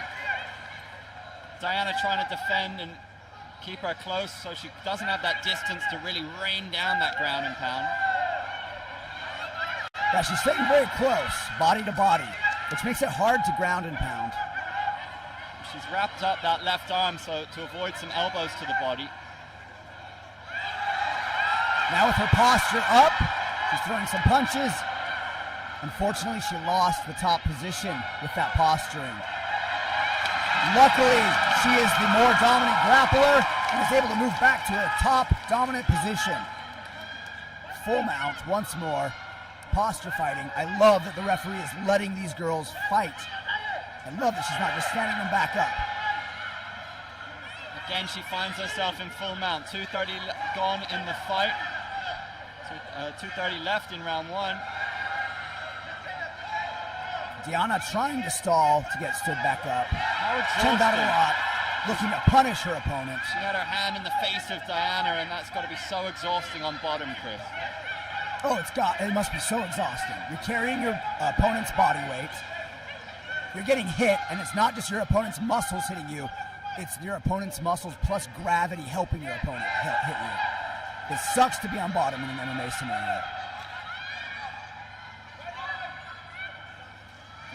Mighty Mei Wei, who had a rich career in mixed martial arts herself. The referee from Singapore decides to stand them up. With about 100 seconds left in the round, the fighters are fixing their gis, tying their belts, and re-engaging. Front kick. Chen Tarawat caught the front kick into an immediate takedown. Diana's knee looked like it was in a precarious situation. I'm glad she moved it. Hope it's okay. Diana holding on to Chen Tarawat's head, trying to control her posture. That is strictly a stalling position, however. You cannot do anything from this bottom position, grabbing their head. Chandarot can take the back now. She does. Needs to secure it. Diana defends. Good for Chen Tarawat, giving up the back to keep top control. Top control should always be the #1 goal in MMA grappling. Chen Tarawat needs to lower her base. Oh, she needs to get around that arm and take the back. Seatbelt grip. The rear naked choke is on potentially, but she's in full mount again. She decided to let go of the back in favor of full mount, which I agree with in MMA settings. She's digging to the body. And smothering her again once more. How exhausting could this be for Diana deep into round 1? Diana is going to come out exhausted in round 2 because of these grappling exchanges. Chen Tarawat is doing something that all intelligent grapplers do, and that is smash and pressure the bottom opponent. Make them carry your weight and get exhausted, especially in early rounds. Because she grabs her neck and just drags her back to the floor. The referee noticeably is giving these women more time to work on the ground as it's a final and we have 5-minute rounds. And this referee, including yesterday, is my favorite referee here. Uppercut to the body, hook to the head. Well, that right hook was solid. It was. Inside leg trip attempt. They love it. They love it here in Phnom Penh. The National Sports Complex at the Olympic Stadium here in Cambodia. What a setting. And we're getting a performance so far from the Cambodian that suggests we're going to have a very happy home crowd.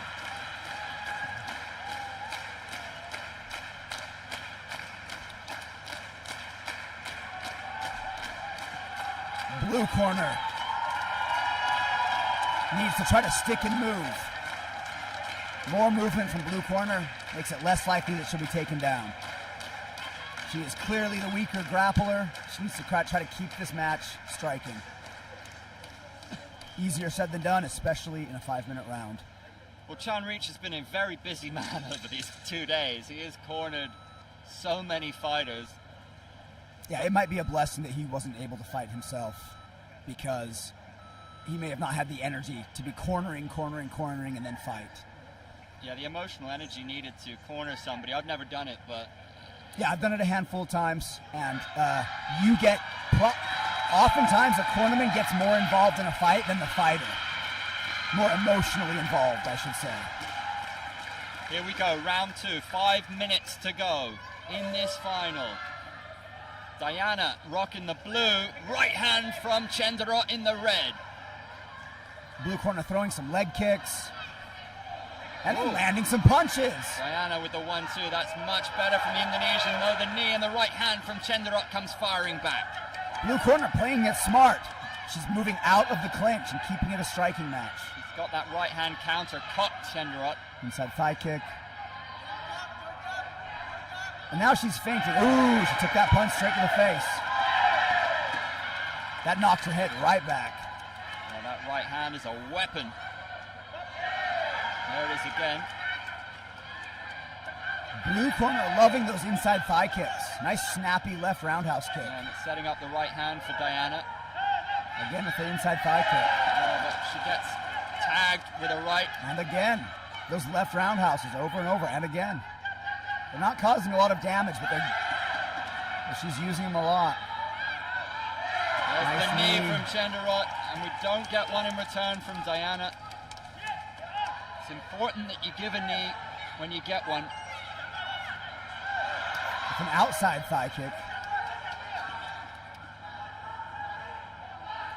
Chendarot also trains a traditional Korean style called Taekyeon, which is very kick heavy. So I would expect to see more kicks from Chendarot. Nice straight right from blue corner. She's having her moments in this second round, Diana. Those low kicks are setting things up. Goes for the spinning back fist. Spinning back fist, but red corner clinches. They exchange knees. Punch on the break from Diana Puspitasari. Again with the left snappy roundhouse kick. Nice right hand again. We haven't seen many kicking attacks from Chenderot. Surprises me. There's a big right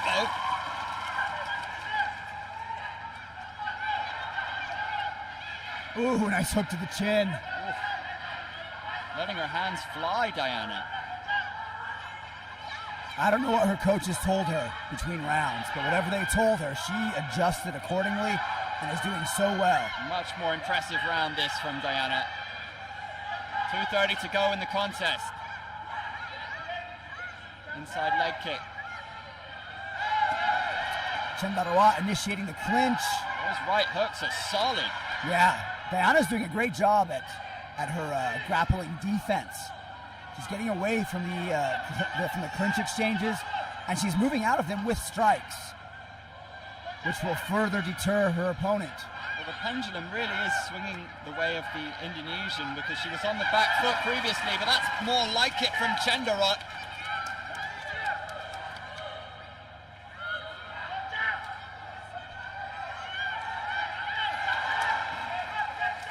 Overhand right attempt, a swing and a miss.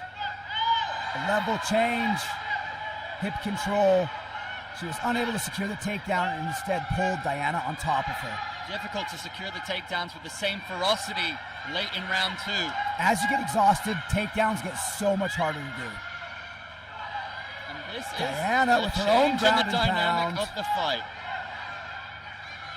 Chendarot turning her back away from her opponent. That is a dangerous idea.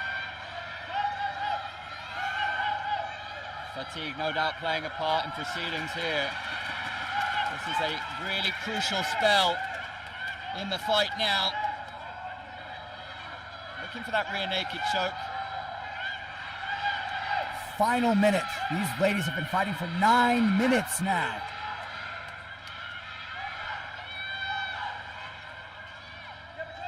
Maywee, is she going to let this go? There's not much action coming from Diana here. Chendarot trying to stall. I can't imagine she wants to get back to her feet though.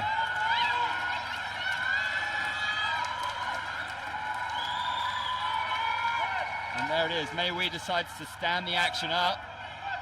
Chendarot is exhausted, getting back to her feet very slowly. She comes to retie her belt. Clock has stopped with just under 30 seconds to go in this women's final. Nice belt kick there.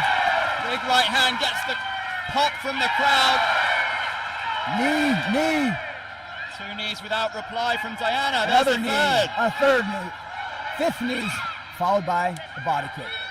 5 knees and then a body kick. That has to hurt the ribs. Chenderot needs to dig deep in this final 10 seconds. This could go either way. 1-2 with a body kick at the end of the combination for the Indonesian.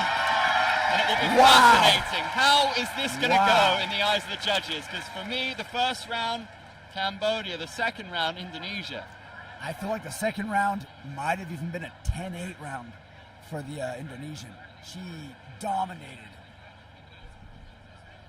Chendarot did so good in round one, but she looked so tired in round two.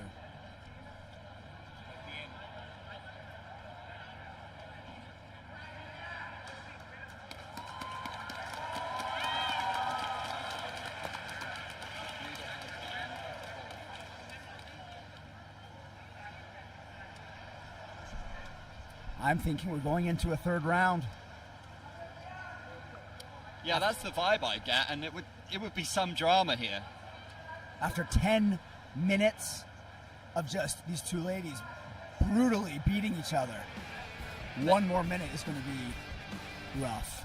One more lightning round, as Andrew, you've been calling it, which is a great term for what it is, because they just go all out.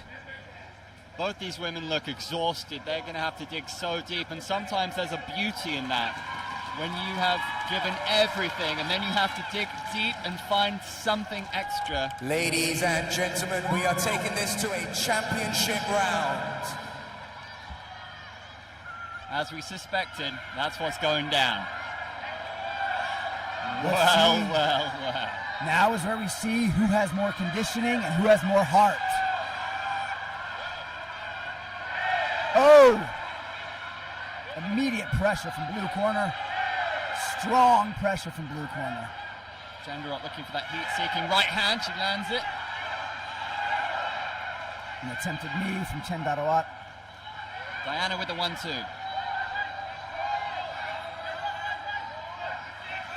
Chen Darawat. She lands the right hand but gets a body kick counter. Chen Darawat is backpedaling more than I'd like to see. Nice right overhand. Another body kick from Ooh, Diana. and high kick from blue. Kicks score more than punches. Blue corner has really snappy kicks. But she's cracked her with a big one there. Oh, that hook looked brutal. Came right off the chin. Just 10 seconds in this Another final. right hook. They're going to war. She grabbed the leg but couldn't finish it. Diana with the body kick. Those body kicks might be enough to win the fight for her. Both women exhausted, but Chen Darawat showing her exhaustion a bit more. Phenomenal final round. High drama here in Phnom Penh. Both women had their moments. I sense the body kicks may have been enough. Chendarot, though, with some huge right hands. I feel like blue corner just did more damage that last round. She landed some really flush hooks. I feel like the judges are probably leaning in favor of blue corner, but let's take a look and see.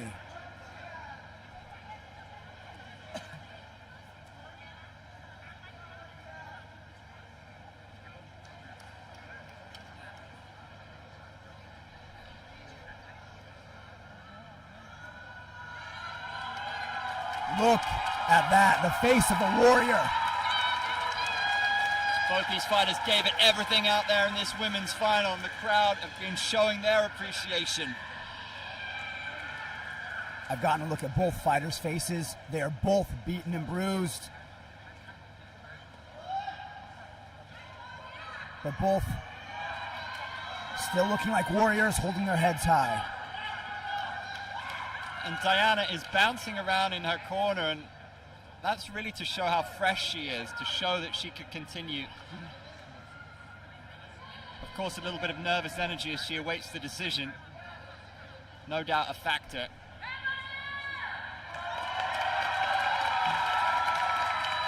The crowd are so hyped for this.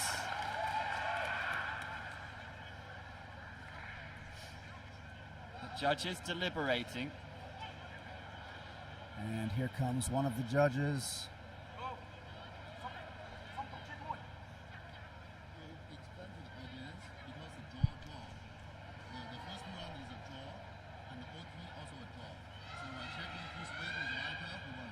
Wow, I'm not sure if you heard that. I think you did, but because it was a draw followed by another draw, depending on whose weight was lighter, that will dictate who won. We'll go across now to our MC with our decision. Ladies and gentlemen, due to a tie battle, this decision will come down to fighters' weight. We stand by for an announcement. There are no draws in AMMA. Absolutely fascinating. What a way to lose or to win a fight. By all accounts, both these women deserve the plaudits. They left it all out there. They gave everything. one of the best fights I've seen at AMMA. Just tenacity and ferocity and technique. I mean, judging by their demeanors, I don't think they know who was lighter. I don't. Do you? Well, the weight category, they gave them the same weight. But they might be looking right now at the official weigh-ins. Maybe that's why it's taking so long. They're trying to find the official weigh-in weights. Are the crowd shouting one more round? Or Chendarot? Chendarot. No, Chandara. Yeah, I mean, because the organization are not going to change the rules. However, if this was pro MMA and this was just an organization, like a Full Metal Dojo, they would just have another round. Yeah, Full Metal Dojo especially. Full Metal Dojo might have just cut the timer and let them keep going. Because they were having a fun fight. The drama is palpable.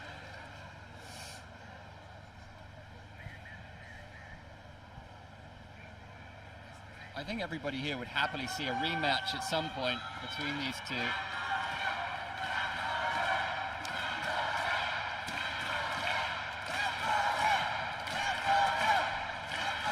The judges have come running across to the MC with the decision. And it's going to come down to margins, fine margins. A fun, dramatic ending to today's events. I hope all of our final fights are this exciting.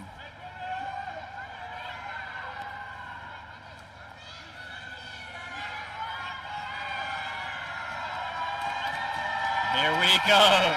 It's going to come down to the merest of weights. Ladies and gentlemen, our judges have come to a decision of this championship bout. Due to ending in a tie draw, we have had to award the winning to the lightest.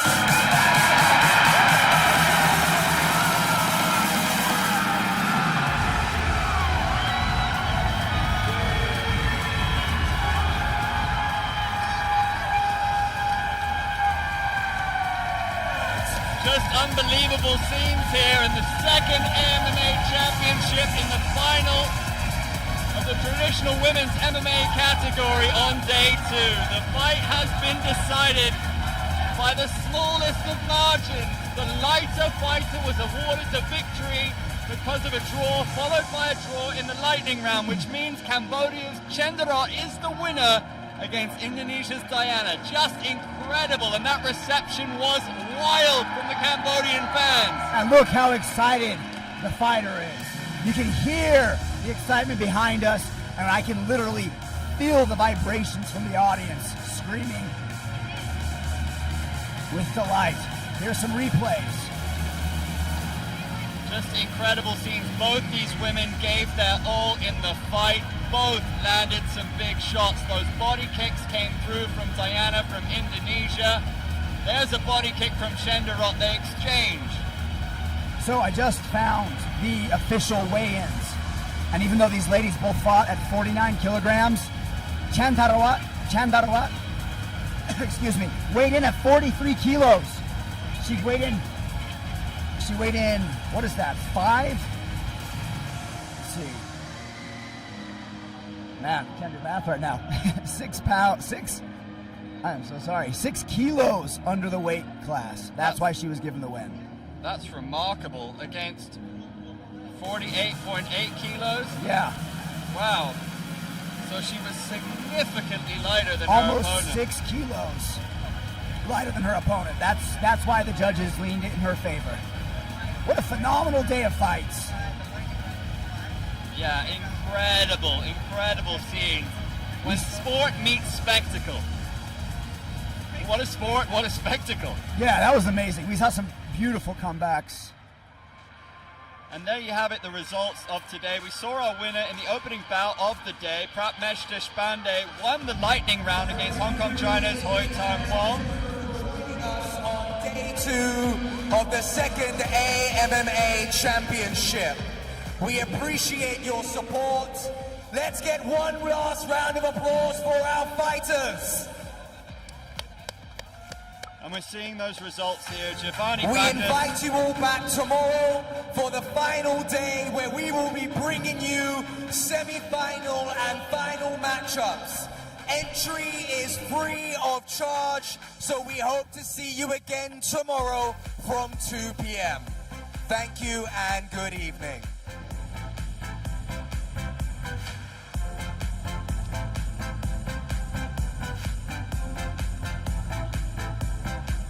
Some other results on screen for you. We had Little Frog in the commentary booth with us earlier. There's her result in color. Tarot getting the win over Hong Kong China's Holly Kwan. And there we had Aprilia getting the win over Nausre Prov because of the walkover. Rene Catalan Jr. overcame Peng Sopana. That was a fantastic fight with great camaraderie shown by both fighters at the end of the fight. Musabek, the submission specialist, got the victory over Doron from Kyrgyzstan. There was a win for Hun Kim Heng, who showed excellent ground game as well as solid striking against Singapore's Arthur Pandan. And then Mei Mao got the walkover because Ha Jin Kim had a medical issue, so was not able to compete. That was a shame. We wanted to see what Mei Mao could do. I would have loved that as well. We saw Thiago Teixeira make his MMA debut today. Slightly overwhelmed from the grappling. Jihua Yang performed excellent, beautiful side kicks. Hoi Tang Wong versus Oraz, that was a great fight as well. Oraz won from out of bounds, I believe. Thiago Teixeira made his MMA debut, and Young, with those side kicks and brilliant takedowns, was able to use his more advanced mixed martial arts experience to get the win there. Oraz overcame Hong Kong China's Hoi Tang Wong, who opened up the card, of course, in the first fight of the day. Aprilia got the win over Xiao Young Park.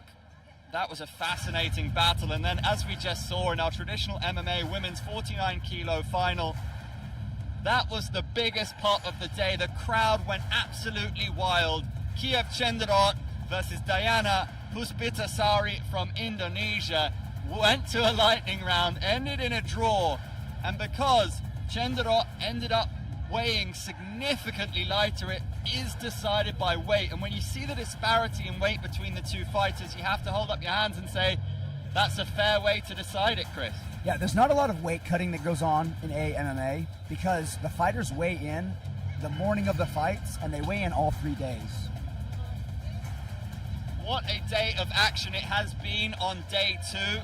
Tomorrow, of course, will be our final day where the drama continues.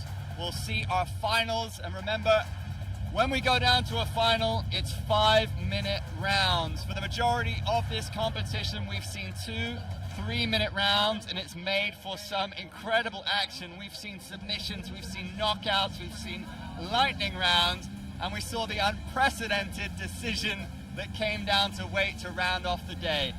What a superb event it is turning out to be here in Phnom Penh, Cambodia. Do join us at the Olympic Stadium here tomorrow. We'll be back and we'll look forward to seeing you. I'm Andrew Whitelaw alongside Chris Kennedy. We'll see you tomorrow. See you tomorrow, Andrew.